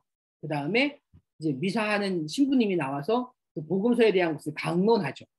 강론한 다음에 고백을 하고 봉헌을 합니다. 봉헌 기도하고 신비 기도를 해요. 여기까지는 이제 세례를 받지 않은 사람들이 같이 참여할 수 있는 교회 기도고요. 요 찬미 이후에는 사실 세례를 받지 않은 사람은 빠집니다. 예배 끝났어요. 그리고 그 다음 사람들에게 뭐 하냐면 이제 미사 집례가 되죠. 거룩송 부르고 미사 전문 부르고 주의 기도문 같이 낭독한 다음에 어린 양의 헌신의 노래 같이 부르고 영성체송 그래가지고 떡을 나누어주는, 떡을 찍어서 입에 하나씩 물려주고 노래 부르고 기도하면서 끝나요. 이게 이제 미사의 형태인데, 근데 이들은 이렇게 고정적인 예배 의식을 하다 보니까 뭐 할 수밖에 없냐면 음악이 고정적일 수밖에 없는 거예요. 앞에 말씀드렸어요. 그래서 여기에 있는 건 뭐 입당송, 구궁경, 대영광송, 뭐 알렐루야, 뭐 봉헌송, 요건 거진 다 정해져 있는 의식적 예배로서의 노래만 부르죠. 그러니까 뭐가 부족하다고요? 성도 간의 교제가 부족하다고요. 그러니까 예배가 시작 전에 뭐 해요? 싱얼롱으로 노래를 확 풀어줘가지고 아무 노래나 부르는 상황이 되는 거겠죠. 네, 제가 이 부분을 자꾸 말씀드리는 이유가 뭐냐면, 노래가, 우리가 부르는 찬양이 두 가지 측면을 다 고려하지 않으면, 성도의 교제와 하나님과의 대화를 함께 고려하지 않으면 어쩌면 천주교의 예배처럼 양쪽 끝으로 흩어질 수도 있어요. 그래서 뭐 구성을 하실 때 그런 고민들을 좀 해줬으면 좋겠습니다. 우리가 하나님 앞에 찬양하는 이유는 오늘 아침 말씀에 이어지는 겁니다만, 우리를 찬양하는 하나님의 성소로 삼으셨어요. 그 얘기는 우리는 걸어다니는 하나님의 교회란 뜻이고, 우리는 일주일을 살면서 하나님 안에서 거룩하게 변화되어 가는 사람들이라는 뜻이죠. 그래서 우리 박광리 선생님의 찬양을 온몸에 새겨라라는 책에는 이렇게 돼 있어요. 이 성화라고 하는 측면을 이야기할 때 이건 교육되는 게 아니다. 교육으로 훈련시키지 마라. 손을 들고 막 손 들어서 훈련해야 돼, 연습해야 돼, 막 이러잖아요. 그렇게 하지 말라는 거예요. 그렇게 하면 할수록 그게 더 뭐가 생기면 반감이 생기고 어색하게 되고 사람의 시선을 의식하게 되니까 연습하지 마라. 그거는 하나님을 경험하는 데서 나오는 자연스러운 반응이어야 돼. 반응이어야 된다. 그래서 저희가 이제 가브리엘의 그 선교단 같이 할 때는 그때는 이제 예찬하고 이제 삼육대학에서 양그룹으로 활동을 했었으니까, 그때는 어떻게 훈련을 했냐면 손을 들어보십시오라고 훈련하면 다 어색한 거예요. 그렇죠. 그래서 노래 중에 쉬운 노래를 만들어서 율동이 있는 찬양을 같이 했어요. 율동이 있는 찬양. 율동 가운데 반드시 나오는 게 뭐냐면 하나님 높이는 거, 하나님 영광 받으시는 거, 그렇죠. 하나님 내 마음에 임하시는 거, 우리 함께 기도하며, 이런 손동작들이 계속 나오죠. 왜냐하면 일부러 손동작을 많이 넣어요. 우리 회중들은 대부분 앉아 있으니까 다리는 못하니까 손동작을 많이 하죠. 그게 반복이 되고 이게 충분히 은혜로워지면 뒤에 손 들라고 안 해도 손 여기는 모아요. 여기는 차마 못 올라가도 여기는 모으는 거. 찬미 함께 들어가게 하느라고. 그래서 율동송을 많이 이제 전도하거나 순서를 쓸 때 주로 많이 가르쳐 드리고, 그게 이제 연습이 되게 했던 거죠. 그 다음에 이 삶이 없는 찬양을 만들지 마라. 앞에 있는 거랑 또 반복인 거예요. 그 찬양의 기본은 내 소리로 내뱉는 거잖아요. 하나님이 드러나는 거란 말이에요. 그런데 사실 드러나는 건 우리 목소리만이 아니에요. 가장 많이 드러나는 건 뭘까요? 얼굴이에요. 단에 서는 사람들의 얼굴이거든요. 근데 얼굴을 웃어라고 하면 웃어져요? 단에 처음 쓰거나 아무리 연습을 잘했어도 단 앞에 함께 노래 부르다가 한번 음이탈이 나거나 그러면 얼굴 갑자기 빨개지면서 이게 은혜 받은 얼굴이 아니라 공포에 질긴 얼굴이 되죠. 그렇죠? 내 입술은 하나님의 은혜를 노래하는데 얼굴은 하나님의 심판에 직면한 얼굴이 된단 말이에요. 그러니까 뭘 해야 되냐 하면 우리는 그 찬양을 사는 게 정말 중요하다. 그래서 아까 앞에 찬양 연습을 할 때 노래를 함께 맞춰보는 합도 정말 중요하지만 그 가사를 충분히 우리가 묵상을 하고, 야, 이 가사 속에서 내가 충분히 은혜를 받아야 진짜 찬양이 된다라고 말씀드리는 이유가 그런 거고요. 이 찬양은 교회의 본질이에요. 하나님이 교회를 하나님의 은혜를 선포하게 하려고 교회를 세우신 것처럼 우리는 그 선포하는 일들을 하는 거다라고 하는 사역의 말들이 있었으면 좋겠고요. 레위기 20장 26절에 하나님 아버지께서 거룩하니까 너도 거룩하라. 내가 너를 거룩하게 하려고 너를 구별했다라고 하는 것처럼 우리 하나님께서 구별하셔서 이 거룩한 자리에 세우셨다는 사실들을 계속 되뇌으시면 좋겠습니다. 또 반복되는 부분이지만, 그래서 우리가 부르는 찬양이 누구를 향한 것인지 잘 생각해야 돼요. 때로는 찬양을 하면서 찬양 부르는 내가 영광 받으려는 때도 있어요. 그 예수님 말씀하셨죠. 너희는 선생이 되기를 바라지 말라고요. 선생이 되려고 하지 마라. 왜? 우리에게는 하늘아버지가 너희 선생이 되시지 않냐 이렇게 얘기한 거예요. 그러니까 때로는 선생이 되고 다른 사람 앞에 들어서게 되면 나도 모르게 자신을 드러내게 되거든요. 그래서 자신을 드러내게 되는 것들이 되게 정말 하나님 앞에 두려운 일인 거예요. 그래서 반에서는 목회자도 제일 두려운 게 이렇게 말하면 그렇습니다만 제일 두려운 게 여기 반에서 말씀하고 내려가서 너무 은혜로운 말씀 잘 들었습니다라는 말을 들을 것 같아 한편 두렵고요. 한편으로는 모든 성도가 아무 말 없이 그냥 다 나가면 그것도 어떡할까 하는 두려움도 있어요. 그 두 가지 두려움 있잖아요. 나 이거 망쳤으면 어떡하지? 반대는 너무 은혜 받아서 목사님 덕분이에요. 이럴까 봐 또 두려운 거죠. 되게 두려운 거예요. 내가 영광이 되고 내가 초점이 될까 봐. 찬양도 그런 부분이 있어요. 은혜 감사하고 고백 고마워요 라고 우리가 말할 수 있지만 거기에 사람이 드러나면 그건 참 하나님께 죄송한 일이고 또 우리가 찬양을 했는데 아무도 모르고 시큰둥해도 그것도 두려운 거라. 야 오늘 노래가 왜 이래? 이렇게 할까 봐 또 겁내죠. 아모스 5장 23절에 내 노래소리를 내 앞에서 그칠지어다 내 비파소리도 내가 듣지 아니하리라. 이거 나온 건 뭐냐면 이 아모스 선지자가 이스라엘 백성들이 성전에서 부르는 찬양은 계속 들려요. 그런데 그들이 성전에 오기 전에 뭐 했어요? 그렇게 안 살았거든. 성전에 재물은 가지고 오지만 집엔 우상이 세워져 있고 성전에 예물은 가지고 오지만 나로부터 학대받는 사람들의 목소리가 계속 들린단 말이에요. 그러니까 하나님께서 아모스 선지자를 통해서 야 내가 네 찬양 못 받겠다. 네 비파 소리 너의 검은고 소리 못 듣겠다 이렇게 말합니다. 그러니까 하나님 앞에 서 있다는 사실을 알고 준비하는 게 참 필요하다. 그게 부릅니다. 그래서 찬양이 노래만 불려진다면 정말 음악적 기술로만 아니면 리듬으로만 음향 장비를 통해서 사람들에게 이렇게 어떤 자극으로만 주어진다 그러면 그건 음악이지 하나님께 드려지는 찬양은 아니다. 라는 사실을 이해했으면 좋겠고요. 여기까지만 하고 뒤에는 간단하게 훑을게요. 그래서 우리가 찬양을 할 때 일반적으로 제일 중요한 건 하나님 우리의 마음을 살피신다는 사실을 아는 거 되게 중요하잖아요. 그렇죠? 되게 중요한 거고요. 그 다음 중요한 건 우리가 우리에게 함께 하시는 하나님을 어떻게 표현할 것이냐가 되게 중요해요. 그래서 이제 어떤 경배 찬양에 제일 많이 나의 감정과 나 자신을 표현하는 방식이 손입니다. 손인데 이제 그 경배와 찬양 세미나 가면 항상 손을 어떻게 해라 말 진짜 이렇게 얘기를 하거든요. 그런 얘기도 있죠. 내가 이제 하늘에 이렇게 손을 들어서 하는 거는 나를 온전히 하나님께 드리는 헌신의 표시 이런 거 있잖아요. 그렇죠? 여기 하는 거 하나님 내 성령 하나님 여기에 임재하시니까 내 가슴에 손 이마 앞에 이제 펼치는 손은 나를 포기하니까 하나님 나를 받아주세요. 이런 걸로 구분한단 말이에요. 근데 그게 중요한 게 아니고 찬양이 내 안에 있고 내가 하나님을 온전히 경배한다 그러면 내 손은 어떻게든 나의 감정을 표현하게 되는 거죠. 심지어 너무 은혜로우면 어떤 분은 은혜로움에게 손 잡고 부들부들 떠시는 분도 있잖아요. 그렇죠? 너무 고마우니까, 감격스러우니까. 그것조차도 상관없는 거죠. 그러니까 우리가 제일 중요한 건 하나님께 드리는 찬양에 내가 어떻게 반응하는지 나타내는 것을 두려워할 필요는 없는 거예요. 개인주의니까. 그런데 이게 억지로 나타내려고 하다 보면 이게 억지는 티나요.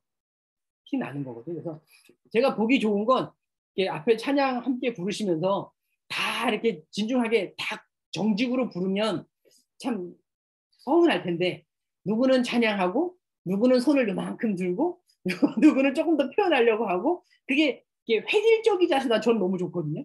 획일적이지 않구나. 연습된 게 아니구나. 저 앞에 있는 사람은 함께 찬양하고 있는 거구나. 이런 게 되게 좋은 거예요. 그 대신 이제 중간중간에 감동적인 음악으로 경배와 찬양을 진행을 하고 템포가 좀 여유가 있어서 묵상을 충분히 할 수 있을 때 이제 그런 분위기를 봐서 그런 멘트도 괜찮아요. 우리 함께 눈 감고 함께 기도해보자. 눈 감고 요참이 함께 불러보자. 아니면 내 가슴에 손을 얹고 하나님 같이 불러보자. 그거 되게 나쁘지 않거든요. 부담 느끼지 않고. 그러니까 회중이 부담 느끼지 않을 수준의 우리의 감정과 우리의 믿음을 표현할 수 있는 행동을 촉구하는 건 좋아요. 단 그게 억지로 연습시키는 건 아니에요. 연습시키면 되게 이상한 행동 나옵니다. 그래서 봤으면 좋겠고 보통 시편에 우리 많이 인용하죠. 주의 이름으로 말미암아 나의 손을 들리라. 이 나의 손을 들리라는 요만큼 드는 걸 얘기하는 거 아니에요. 그렇죠? 이 손을 드는 건 완전히 높여드는 거거든요. 그들이 환호와 즐거움으로 높여드는 거라 이거를 흉내내는 것도 이상해요. 흉내내는 것도 이상해요. 정말 감동이 오면 그대로 반응하게 되는 부분이라 보시면 좋겠고요. 오늘 그 찬양 함께 불렀죠. 나의 발은 춤을 추며 나의 손은 손뼉 치며. 이제 이거 경배 찬양 그 리더십은 맨날 많이 부르는 노래 중에 하나죠. 왜냐하면 이게 뭐 하니까 나의 발은 춤을 추며 때문에 그래요. 발만 춤출 수 있어요? 참 신기한 게 발이 춤추면 몸도 같이 춤추게 돼요. 그리고 오늘 함께 소개했던 그 논문 가운데에도 사람들이 음악을 들으면 가장 먼저 반응하는 것이 전두엽입니다. 전두엽, 하나님의 영이 임하는 그 자리가 전두엽이 반응을 하고, 그다음에 두정엽 쪽으로 이제 반응이 퍼지면서 이 두정엽 안에서 어디까지 가냐면 이제 우리 그 중매 부분까지도 가서 우리가 자연스럽게 비트와 박자를 맞추게 돼요. 흥겨운 노래를 들으면 나도 모르게 박자 맞추잖아요. 그렇죠. 그 자연스러운 게 왜 교회에서는 안 되죠? 왜 안 될까요? 그걸 안 된다고 생각하니까 안 되는 거예요. 그러니까 즐거운 찬양이 세상의 박자에는 비트 맞추고 흥겹게 노래 부르면서 하나님 앞에 오면 흥이 죽어. 왜요? 그 흥이 생기면 뭔가 이상하다고 생각해요. 근데 그건 우리를 있는 그대로 하나님 앞에 표현 잘 못해서 그런 거예요. 그러니까 특히 재림교회는 더해요. 우리 재림교회 안에서 통성기도 하는 거 잘 보셨어요? 통성기도 잘 안 돼요. 우리 함께 기도합시다 그러면 정말 통성기도 잘 되는데 가야 한 분, 두 분 정도가 소리 내서 기도하고 나머지는 다 조용히 기도해요. 근데 그 조용히 기도하시는 분 기도 안 하는 거예요. 다시. 한두 분이 통성 기도하잖아요. 난 내 기도 안 하고 그분 기도 따라 하게 되어 있거든요. 원래. 뭐 새벽 기도 이런 데 가서 봐봐요. 불 다 끄고 조용한데 한 사람이 소리 내서 기도하잖아요. 내 기도가 안 돼가지고 나도 모르게 저 사람 기도 따라 한다니까요. 그리고 시간 됐으니까 끝나고 난 나와. 거기에서 내 기도를 하는 유일한 방법은 내 소리를 내는 것밖에 없어요. 그리고 우리 새벽 기도뿐만인가요? 우리 하나님께 기도한다고 시간 따로 구별하는데 기도하러 가면 뭐가 제일 먼저 와요? 눈만 가면 잠 먼저 오잖아요. 잠이 왜 와요? 소리 안 내니까 잠 오는 거예요. 그래요. 우리 조용한데 나 혼자 기도한다고 들어가서 눈 감으면 졸리는 거 당연해요. 그 잠을 이기는 방법이 소리 내어 기도하는 거예요. 예수님이 겟세마네에서 기도하셨죠? 그렇죠? 그 예수님이 겟세마네에서 기도하신 거 부활하신 다음에 40일 동안 제자들에게 나 겟세마네에서 이렇게 기도했다라고 말씀하셨을까요? 아니에요. 예수님이 겟세마네에서 소리내서 기도하신 거예요. 그걸 제자들이 뒤에서 졸리는 중에도 들은 거예요. 그들이 적힌 거는 그들이 졸리는 중에 기록 나는 데까지만 적은 거죠. 쉽게 말하면. 성령이 인도하셔서 들려주시는 데까지. 그 뒤에 자느라고 못 들은 건 기록 안 돼 있는 거예요. 그러니까 소리내어 기도하는 게 이상하지 않은 것처럼 소리내어 찬양하고 우리의 믿음과 신앙을 표현하는 것도 전혀 어색한 것이 아니다라고 하는 것이 필요한데 그 발은 그 의미에서 많이 써요. 그러니까 정말 춤을 춰라. 그게 문화적으로 어려울 수 있죠. 그런데 하나님의 복음의 말씀에 박자 맞추어서 같이 뭐 박자를 친다거나 내가 흥을 느낀 거나 몸을 흔든다거나 발로 박자를 맞춘다거나 그건 은혜로울 수 있죠. 그게 하나님 앞에서 결코 흉이 되는 것이 아니다라고 하는 말씀드렸으면 좋겠고요. 찬양은 여기 제가 적었어요. 찬양은 하나님 앞에 드려지는 거예요. 그런데 예배 인도자는 하나님 앞에 있을 뿐만 아니라 성도들 앞에도 있다는 사실을 기억해야 돼요. 그래서 앞에 있는 사람은 노래를 부를 뿐만 아니라 노래를 추어야 돼요. 노래를 춘다라고 하는 말이 좀 그렇긴 하지만 노래가 경직된 상태로 마이크만 들고 노래를 부르는 건 은혜롭지 않은 경우가 많아요. 앞에서 또 그렇다고 마이크 들고 춤을 출 수는 없어요. 춤을 출 수는 없어요. 그래서 노래가 어떤 종류에 따라서 그 노래가 가지고 있는 감정, 노래가 가지고 있는 메시지를 표현하는 행동들을 고민하셔야 돼요. 그건 억지로 연습하는 건 결코 아니라 그랬어요. 연습하는 건 아니지만 충분히 묵상하고 그것이 절대 이상한 것이 아니다. 이상한 것이 아니다라고 말씀해 주시면 돼서 뭐 간혹 이게 특창이나 독창 같은 거 또는 합창 대회 같은데 가면 노래를 부르면서 그 리듬이나 박자를 몸으로 나타내시는 분들 되게 은혜롭잖아요. 어색하지 않거든요. 찬양 인도자도 마찬가지인데 어색하지 않다, 힘들지 않다라고 하고요. 찬양은 노래가 아닐 수 있습니다. 찬양은 노래가 아닐 수 있다. 이게 뭔 얘기였지? 나 기억이 안 나죠. 그 찬양은 노래가 아닐 수 있다. 이 얘기는 뭐냐면 앞에 나오는 건데요. 찬양은 입으로만 부르는 게 아닌 거죠. 내 삶이 입술에 나오는 소리로 표현되는 것이지 입으로만 부르는 게 결코 아닌 거예요. 그래서 하나님의 성품을 나타내고 하나님의 일을 표현하는 것이라면 그건 다 찬양입니다. 그래서 찬양의 시간에 노래만 부르는 게 아닌 거예요. 아까 제가 말씀드렸지만 노래와 노래 사이에 뭐도 있어요. 간증이 있을 수도 있고요. 멘트가 있을 수도 있고요. 함께 기도하는 것도 있을 수 있고 초청하는 게 있을 수 있는 거예요. 그래서 그것도 다 찬양의 한 가운데 들어가 있는 거거든요. 보셨으면 좋겠습니다. 그래서 그 노래가 아니라 찬양은 노래가 아니라 간증이고 찬양은 노래가 아니라 외침이기도 하고 찬양은 노래가 아니라 박수일 때도 있으며 찬양은 노래가 아니라 춤이고 찬양은 노래가 아니라 기악의 또는 환옥의 환호 소리를 포함하는 것일 수 있다. 이 모든 것 가운데에서 악기를 제외한다면 다 무엇으로 하는 것이다? 우리의 몸과 입으로 하는 것이다 라고 하는 것이 그래요. 그래서 우리가 하나님께 항상 부끄러운 게 야, 내가 하나님 앞에 온전히 살지 못했는데 오늘도 야, 이 입술로 하나님을 찬양해야 되네 이런 건데 오늘 기도 가운데 있었던 것처럼 내가 찬양하는 줄 알았는데 내가 찬양하는 게 아니라 하나님이 영광스러운 그것을 우리의 입술에 부어주신 거구나. 그래서 하나님의 천사가 이사야를 만났을 때 야, 내 숯불이 내 입술에 닿았으니 너가 뭐 해줬다? 정결해졌다 이렇게 말씀하시는 거예요. 하나님이 말씀으로 또는 찬양으로 우리의 입술을 정결하게 하신다는 사실을 보신다 그러면 우리의 찬양이 결코 지치는 게 아닐 수 있다. 생각하셨으면 좋겠습니다. 이제 제가 뒤에 준비한 거는 그 다음 이제 우리 재림교인이니까 이거 빼먹을 수가 없거든요. 예언의 구절들 쭉 몇 개 있는데 벌써 끝날 시간인데 아직도 하냐고. 제가 간단하게 소개만 시켜드릴게요. 더 짧게 준비했는데 이렇게 많네요.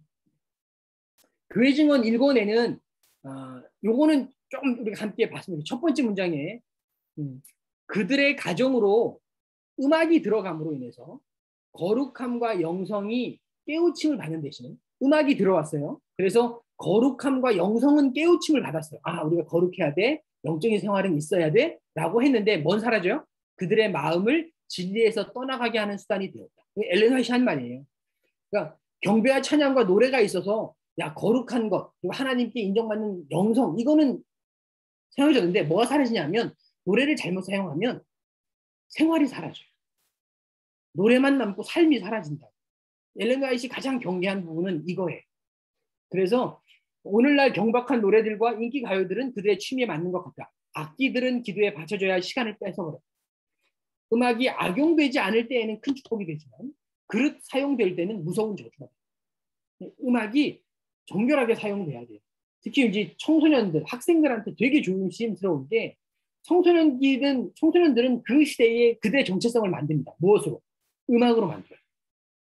그래서 한때 우리 자녀들, 저희 집에 있는 아이들이 왜 갑자기 그 힙합에 빠져가지고 막 랩을 하고 막 이럴 때 정말 걱정 많이 됐거든요. 힙합의 문화라고 하는 것이 삶에 들어오는 게 무서운 줄을 아이들은 몰라요.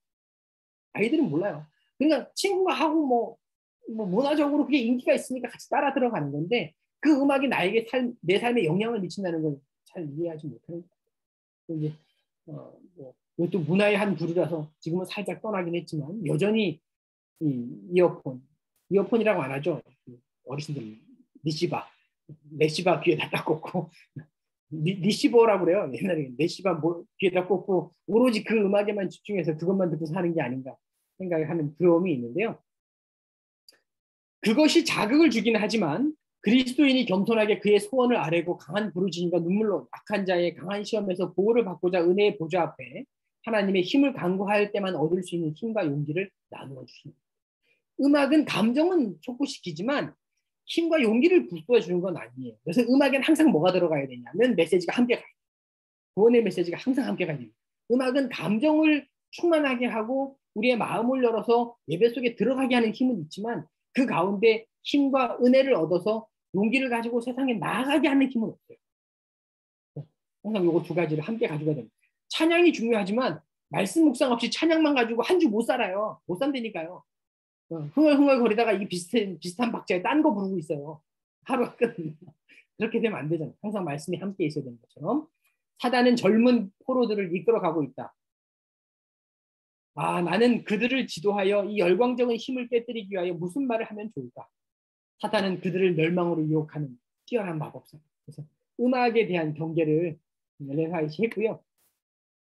부조와 선지자는 하늘 궁정에 드리는 예배의 일부다 이렇게 얘기하는 거예요. 이것은 특별히 우리의 음성을 다듬어야 하고 기도만큼 중요하다. 우리 찬양이 기도라는 사실 우리가 다 아니까 그렇죠? 종교의 예배의 한 부분으로서 노래하는 것은 기도가 예배의 중요한 만큼 중요하다. 마음은 그 노래의 정신을 느껴야 하며 정신은 올바로 포함되어야 해요. 제가 우리가 어떤 노래를 부르는지 충분히 묵상하고 가사를 이해해야 된다라고 강조하는 이유가 있네요. 우리가 무슨 노래를 부르는지 알아야 합니다. 그 다음 노래는 영적 진리를 마음에 새기는 중요한 도구예요. 그래서 이스라엘 백성들은 항상 중요한 사건이 있을 때마다 노래를 지어서 백성들에게 가르쳤어요. 그리고 그것이 구전으로 후세에게 전달될 수 있었던 거거든요. 노래가 없으면 전달 안 됐을 거예요. 심지어 우리 시편 가운데에는 이제 시편을 이제 말씀 묵상하면서 이렇게 원어 이렇게 보는 경우 있잖아요. 마치 그 오늘날 우리가 랩하는 것처럼 이렇게 반복 구절들이 나와요. 시편은 그런 구절들이 되게 많아요. 그래야지 외우기 쉬우니까. 그 긴 성경절 어떻게 외우겠어요?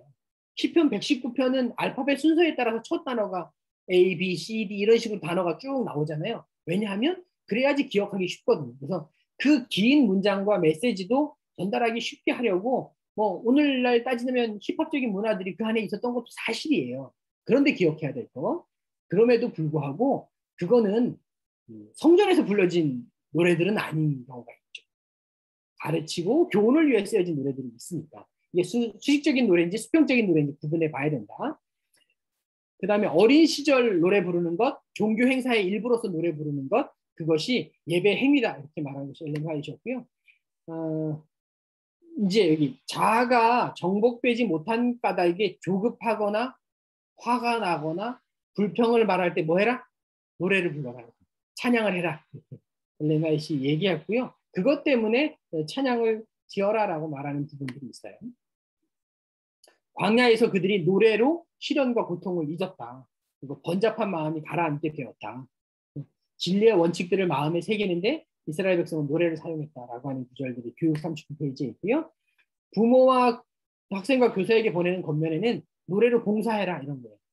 이 봉사는 전도봉사를 이야기를 해요. 그래서 그 전도봉사 책에도 똑같이 나오는데 아름답고 분명한 곡조로 찬미를 부를 줄 아는 학생들은 노래하는 전도자로서 많은 일을 할 수 있다. 특별히 학생들에게 노래를 많이 가르쳐서 그들이 노래를 하는 일에 참여할 수 있도록 해주는 게 되게 좋다. 사실 그 학교마다 사중창, 뭐 퀄텟, 그다음 합창단 이런 거 있잖아요. 그거 이게 큰 뭐 합창도 되게 좋지만 이게 소형 중창이 여러 개가 있으면 더 좋은 거예요. 그들이 서로 찬양으로 하나님 앞에 들어갈 수 있으니까 청소년들에게 있어서 특별히 찬양은 너무 중요합니다. 청소년 예배에는 그래서 무조건 노래 있어요. 찬양하는 거 무조건 있어요. 청소년 예배에 기타 있든지 CCM으로 음악을 틀고 함께 부르는 일이 있든지 그런 활동들은 꼭 있었으면 좋겠습니다. 저는 이렇게 말하지만 저희 집은 남자들이 많아서 노래가 기초가 되지 않아가지고 저희는 저기 생일 축하합니다 노래 부를 때도 다 이렇게 막 노래를 부르는 게 아니라 웃잖아요. 첫 소절 딱 부르면 다 웃겨서 터져요. 야 이게 생일 축하야? 우리도 스스로 아는 거죠. 그래요. 네. 그리스도께서도 어렸을 때 유혹에 굴복 당하지 않았다. 세 번째 줄에 보면 점점 자라남에 따라 유혹을 받았으나 당신의 어머니께서 가르쳐 주신 노래가 생각나서 큰 소리로 찬미하며 유혹을 물리치셨다. 이게 되게 중요한 거예요. 그러니까 우리가 시험당하고 유혹받고 마음의 갈등을 경험할 때 그걸 이길 수 있는 힘은 진짜 큰 노래예요. 우리 지성매 목사님 항상 그 파키스탄에 있으면서 이야기하시는 거 귀신 쫓은 이야기들 찬양으로 많이 이야기하시거든요. 왜냐하면 말씀도 중간중간 끊어지기 쉽고요. 기도도 끊어지기 쉬운데요. 찬양은 일단 안 끊어질 수 있어요. 끊임없이 하나님을 붙잡을 수 있는 가장 좋은 도구인 것 같아요. 그래서 찬양을 끊임없이 부르라고 얘기를 하고 그 찬양으로 살라 이렇게 말하고요. 맨 마지막 문장. 우리가 원수를 대적하기 위하여 하늘이 부여한 재능을 사용하기 원하십니다. 우리가 노래 부르는 건 하늘이 준 재능이에요. 무슨 재능? 원수를 대적하는 재능. 우리가 찬미를 참 많이 불러야 되는데 우리가 자꾸 찬미하는 거에 익숙하지 않고 자꾸 세상의 노래에 익숙해 있어가지고 사탄은 잘 불러오는데 하나님은 잘 못 불러오는 것 같죠. 리브앤드 헤랄드 1883년 말씀인데요. 여기에 아까 이제 질문하셨던 거 음악의 박자 맞추고 이런 게 어려운데 어떤 악기를 쓰려니까 문화적 장벽에 걸리고 이런 말 했잖아요. 해법이 딱 있어요. 그게 뭐냐면 쉬운 노래를 부르는 거예요. 목사가 찬미를 부르자고 하기 전에 할 일이 있는데 그건 이걸 함께 부르는 회중이 이 노래를 잘 아나? 이걸 확인하는 거예요. 그래서 이 일을 위한 적임자를 택할 필요가 있고 그의 의무는 신령한 마음과 이해성을 가지고 이걸 부를 수 있는 찬미를 택하는 겁니다. 그래서 사역자가 필요한 거예요. 아까 말한 것처럼 제사장의 24반차와 찬양 사역자의 24반차가 주어진 이유가 그런 거예요. 교회 안에서 말씀을 전하는 목회자가 있고 그 말씀에 합당한 찬미를 고르고 그 찬미를 함께 부를 수 있는 찬양의 사역자가 함께 필요한 거죠. 찬미가 하나님을 경배하는 한 부분이지만 그게 서툰 솜씨로 행해질 때 하나님께 아무런 영광도 드리지 못하고 진리에도 아무런 유익을 끼치지 못한다.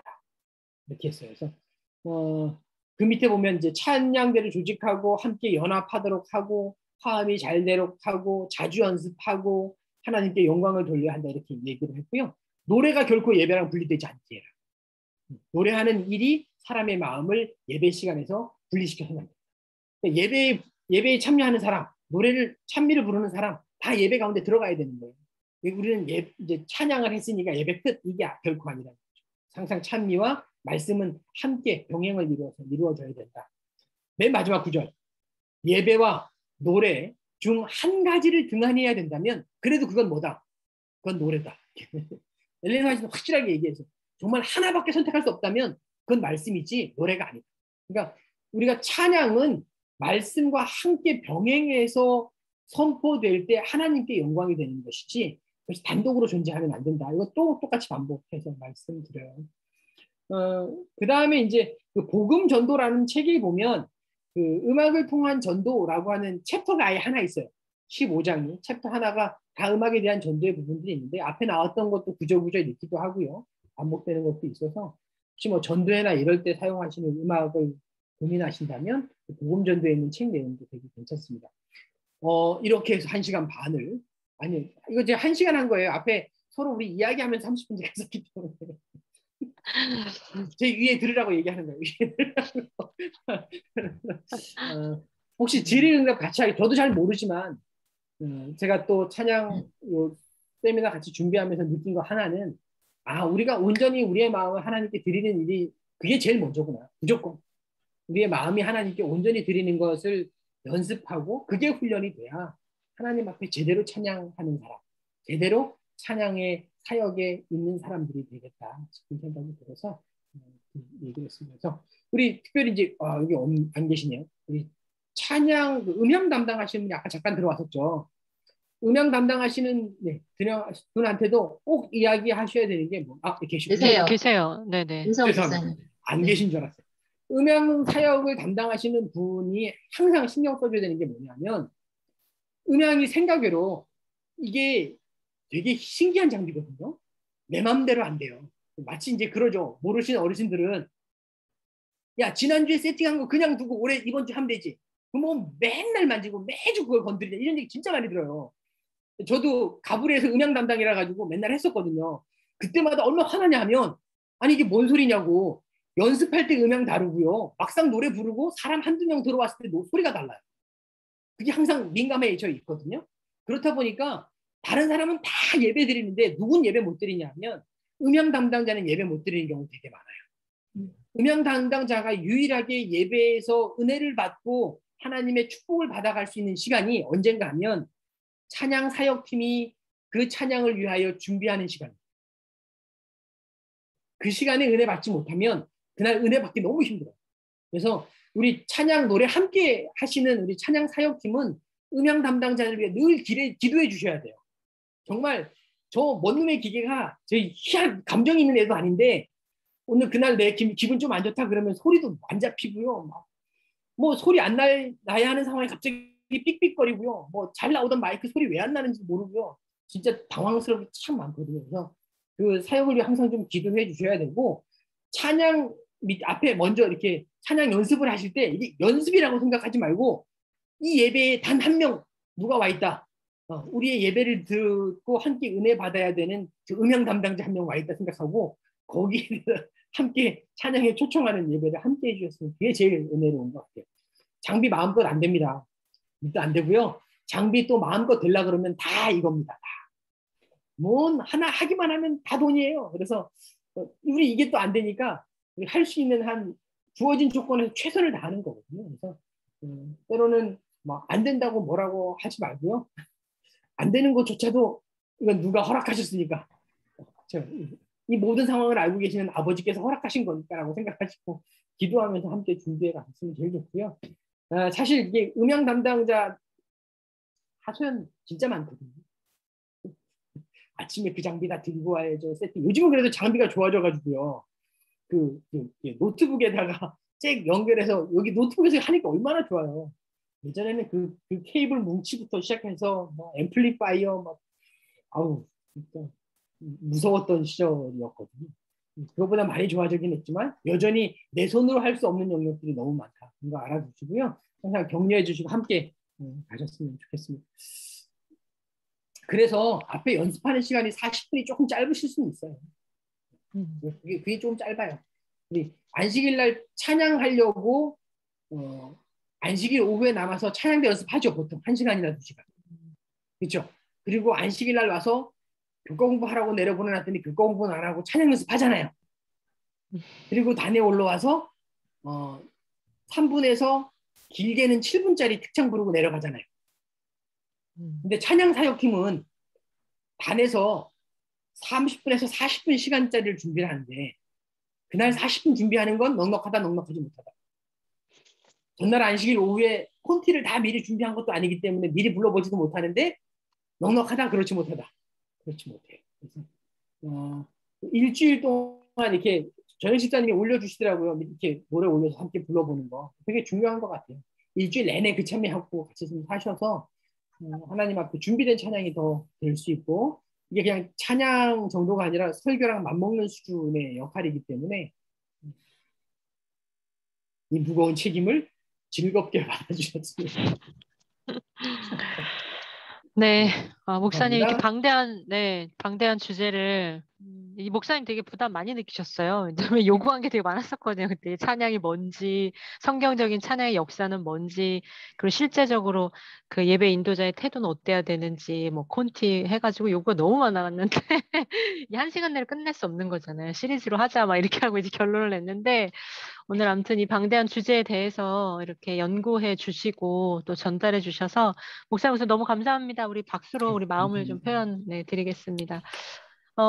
처음에 여러 이런 질문들 하셨었는데 아직도 마음에 목사님께로부터 좀 조언을 얻고 싶은 부분이 있으신 분은 질문해 주세요.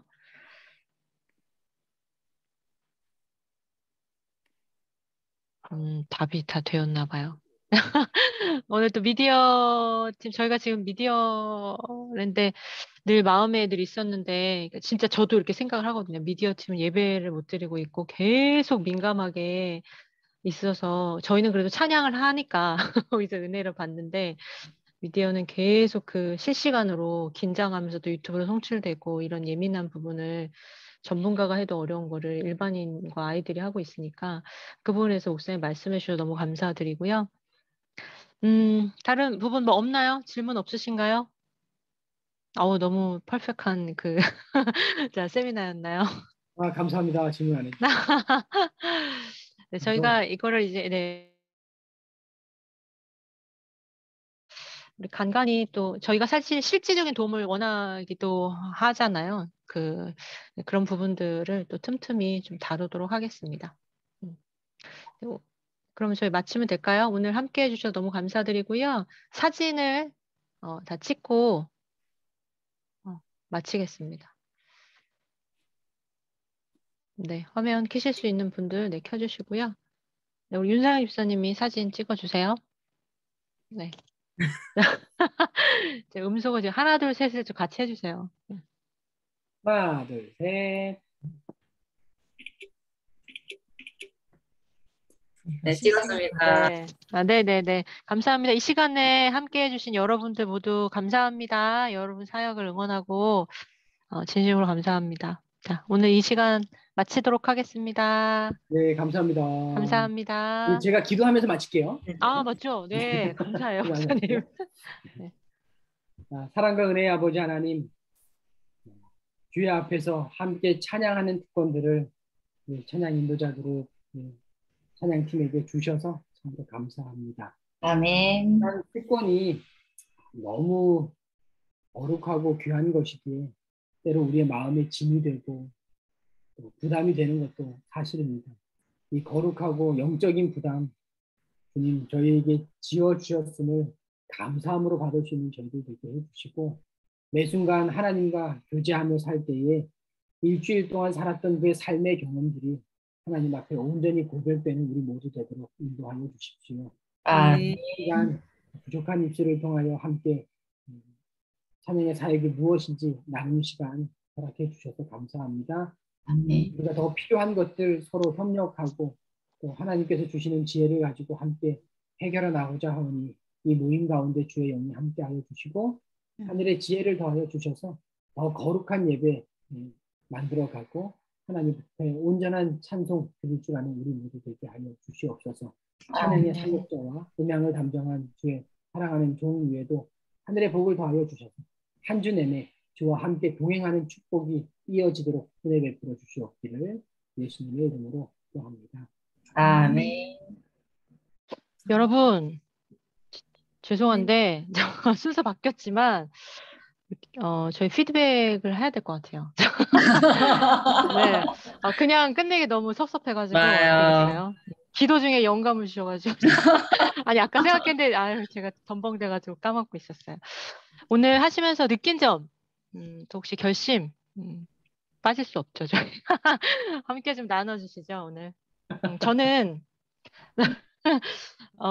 제가 먼저 하자면은 손들기를 강요하지 말자. 그러나 회중이 부담스럽지 않은 범위 내에서 촉구해보자. 이게 사실 저희는 감동이 와도 분위기가 안 돼가지고 손을 들 수 없는 문화를 가지고 있잖아요. 재림교회는.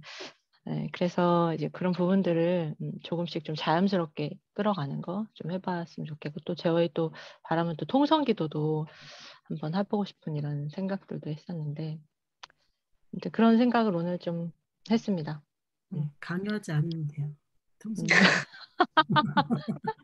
네, 정인주 집사님 말씀해 주세요. 오늘 되게 들으면서 되게 좋았거든요.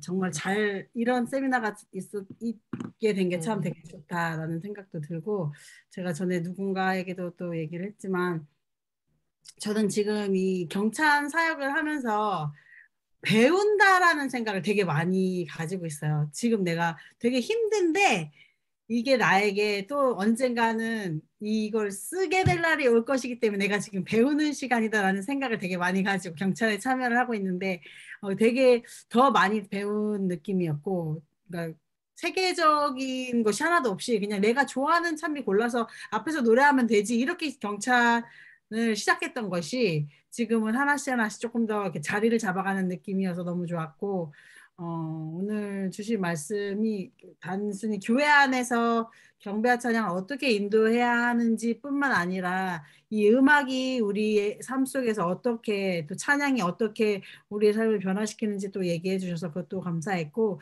아까 마지막에 그 예언의 신의 말씀들 가운데서 예수님이 힘들고 어려울 때 어린 시절에 어머님이 불렀던 노래를 기억하면서 그 어려움을 이겨내셨다, 그 말씀이 처음 들어봤거든요. 근데 그게 너무 되게 감동스러웠고, 또 그래서 지금 막 목사님도 아까 말씀하셨지만 집에 남자들밖에 없어가지고 뭐 이렇게 얘기하셨지만 사춘기가 되면서 남자아이들이 이렇게 찬양 부르는 걸 되게 거부하는 것 같아요. 그러니까 본인의 목소리의 변화 이런 것도 있겠지만, 우리가 앞에서 경찬 리더 찬양을 같이 부를 때 저 뒤에 남자아이들이 앉아서 찬양을 부르는 아이들이 거의 없어요. 그래서 그걸 볼 때 되게 마음이 아팠거든요.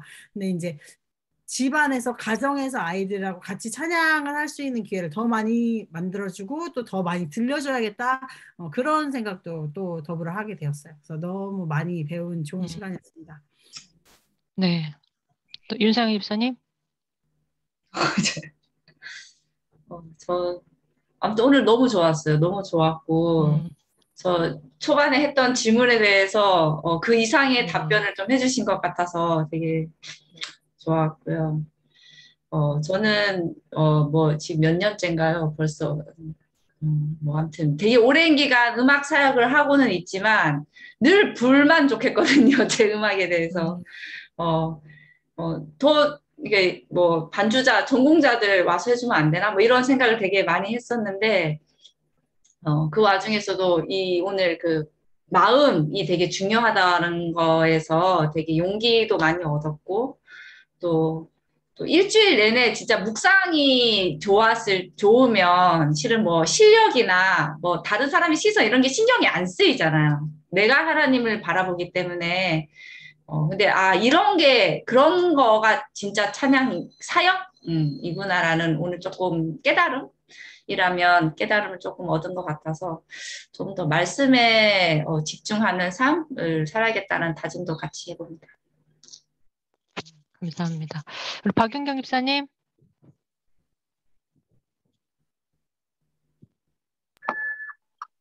네, 소란스러워서 지금 괜찮아요. 휴대폰으로 하다가 건전지가 주영 집사님 것도 다 나가고 제 것도 다 나가서 차를 탈 수밖에 없었어요. 네네. 아침에 설교 말씀부터 시작해서 되게 연관 있는 주제였고, 그리고 진짜 찬양 사역이 그 가진 의미가 제가 생각지도 못한 데에 의미가 있었던 것을 알게 되어서 너무나 신기하고 그냥 막 하면 안 되겠다 이런 생각이 더 들기도 했어요. 근데 더 막 하면 안 되겠다 그래가지고 더 어떤 것을 기교를 부리고 그런 것이 아니라 삶이 내가 원했던 그 기교가 내 6일간의 삶이어야 되는구나 이런 생각이 들었어요. 오늘 뭐 아무튼 뭐 여러 가지 말씀 중에 아무튼 가장 베이직한데 가장 중심이 되는 굵직한 것을 또 배울 수 있어서 너무 감사했습니다. 박윤경 옆에 권지영 집사님. 네, 저는 우리가 대형 교회들 보면은 부러운 게 되게 많고 그렇지만 저희가 그런 거에 주눅들지 않고 우리는 진정 하나님께서 우리 마음을 보신다는 생각으로 목사님께서 말씀하신 것처럼 자연스러운 그런 찬양을 하면 되겠다라고 생각이 들고요. 그렇더라도 또 기술적인 것도 하는 데까지 최선 다해서 하기로 해요. 네, 맞아요. 조혜연 집사님, 우리 윤대현 집사님 안 계시네요. 같이 계세요? 반갑습니다. 네, 옆에서 듣고 있고, 네. 네, 저는 삶을 살아야 한다는 말씀이 가장 와 닿았고요. 찬양이 삶이 돼야 된다는 그 말씀이랑 찬양이 말씀을 대신할 수 없다 하신 말씀, 네, 윤상현 집사님이랑 비슷하게 그런 부분이 마음에 와닿았고, 어떨 땐 정말 힘들 때 말씀을 펴기조차 어렵고 힘들 때 찬양이 또 그런 마음을 위로할 수 있다는 것도 네, 다시 한번 느끼게 됐고요. 그리고 인상 깊은 거는 또 음향이 다 꺼져도 그 모습만 보고도 보는 사람이 은혜를 받아야 된다라는 말씀에 온몸으로 해야 되는 거지 입으로 하는 게 절대 아니구나. 다시 한번 생각해 보았습니다. 말씀 네, 감사합니다. 감사합니다. 우리 미디어 팀장님. 일단 체계적이고 이론적으로 중요한 말씀을 짚어주셔서 저는 사실 여기 뭐 노래를 할 수 있는 사람도 아니고 제가 여기에 속해 있는 것 자체가 굉장히 민망한데도 불구하고 이렇게 초대해 주시고 좋은 내용을 말씀해 주셔서 감사하고요. 사실 제가 오늘 처음으로 굉장히 좌절감을 느낀 날이었어요. 그 어린이 저기 오늘 이은영 집사의 그 가족 찬양이 영상으로 현장에 한 3분의 1도 안 나왔거든요. 그래서 그걸로 인해서 이제 굉장히 많이 힘들었고, 지금까지는 뭐 별 아무렇지 않게 말씀을 드리긴 했었는데 이게 좀 누적돼서 많이 힘들었었는데 오늘 목사님이 위로해 주셔서 예, 큰 위로가 됐습니다. 감사합니다. 감사합니다. 우리 저기 혜인이. 그래.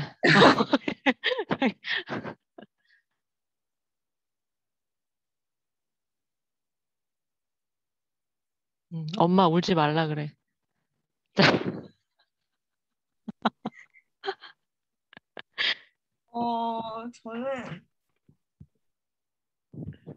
저는 막 집사님들이 그 카톡방에다가 콘티 같은 거 보내주시고 무슨 찬양할지 다 보내주시는데 제가 공부한다는 핑계로 다 찾아보지 않고 막 금요일 날 급하게 찾아봐서 급하게 가사 보고 노래 막 들어보고 그래갖고 오늘 말씀해 주시는 걸 들으면서 저도 찬양을 제가 좀 더 일상생활에 좀 더 적용시키고 더 자주 들어야겠다고 생각했어요. 고맙습니다. 김영진 집사님 말씀하실 상황 되시나요? 안 계시고. 조은경 집사님, 박순희 집사님. 네, 안 계시는 걸로. 영진 집사님 들어오셨네요. 말씀해 주세요. 네, 저는 항상 그게 부담이었거든요. 찬양을 하는데 그 찬양 시간만 찬양을 하는 게 중요한 게 아니라 내 삶이 하나님께 드려지지 않으면 찬양하는데 부담이 항상 있었는데 그걸 찍어 주셔서 되게 감사했고, 그 다음에 모르는 찬양을 일주일 동안 익혀서 부를 때 그 부담감이 엄청 났었거든요. 그래서 정말 새로운 찬양을 이렇게 많이 하고 내가 익숙하지 않은 걸 다른 사람하고 같이 부르는 거에 대한 부담감도 또 있었는데, 오늘 목사님께서 말씀하실 때 아는 찬양을 회중과 같이 부르는 찬양이 참 좋은 거라고 말씀해 주실 때 되게 은혜를 많이 받았고요. 더 찬양이 내 마음속에 오고 내 삶에 들어질 수 있을 때까지 연습을 해야 되겠다는 그런 결심을 하는 그런 시간이었습니다. 감사합니다. 어쩌지요. 오늘 또 새로운 주제곡이 올라왔던데.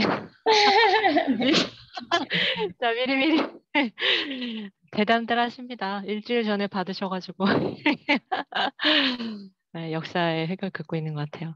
자, 오늘 이렇게 소감 발표해 주시고 진솔에 나누셔서 감사합니다. 더 성장하고 하나님께 정말 드려지는 찬양, 우리 마음도 드리고 찬양도 드리는 이런 팀이 되었으면 좋겠습니다. 자, 네, 목사님 이렇게 마무리하면 될까요? 네, 감사합니다. 이것으로 회의 마치겠습니다. 고맙습니다. 수고하셨습니다. 은혜로운 한 주 네. 보내십시오. 네, 감사합니다.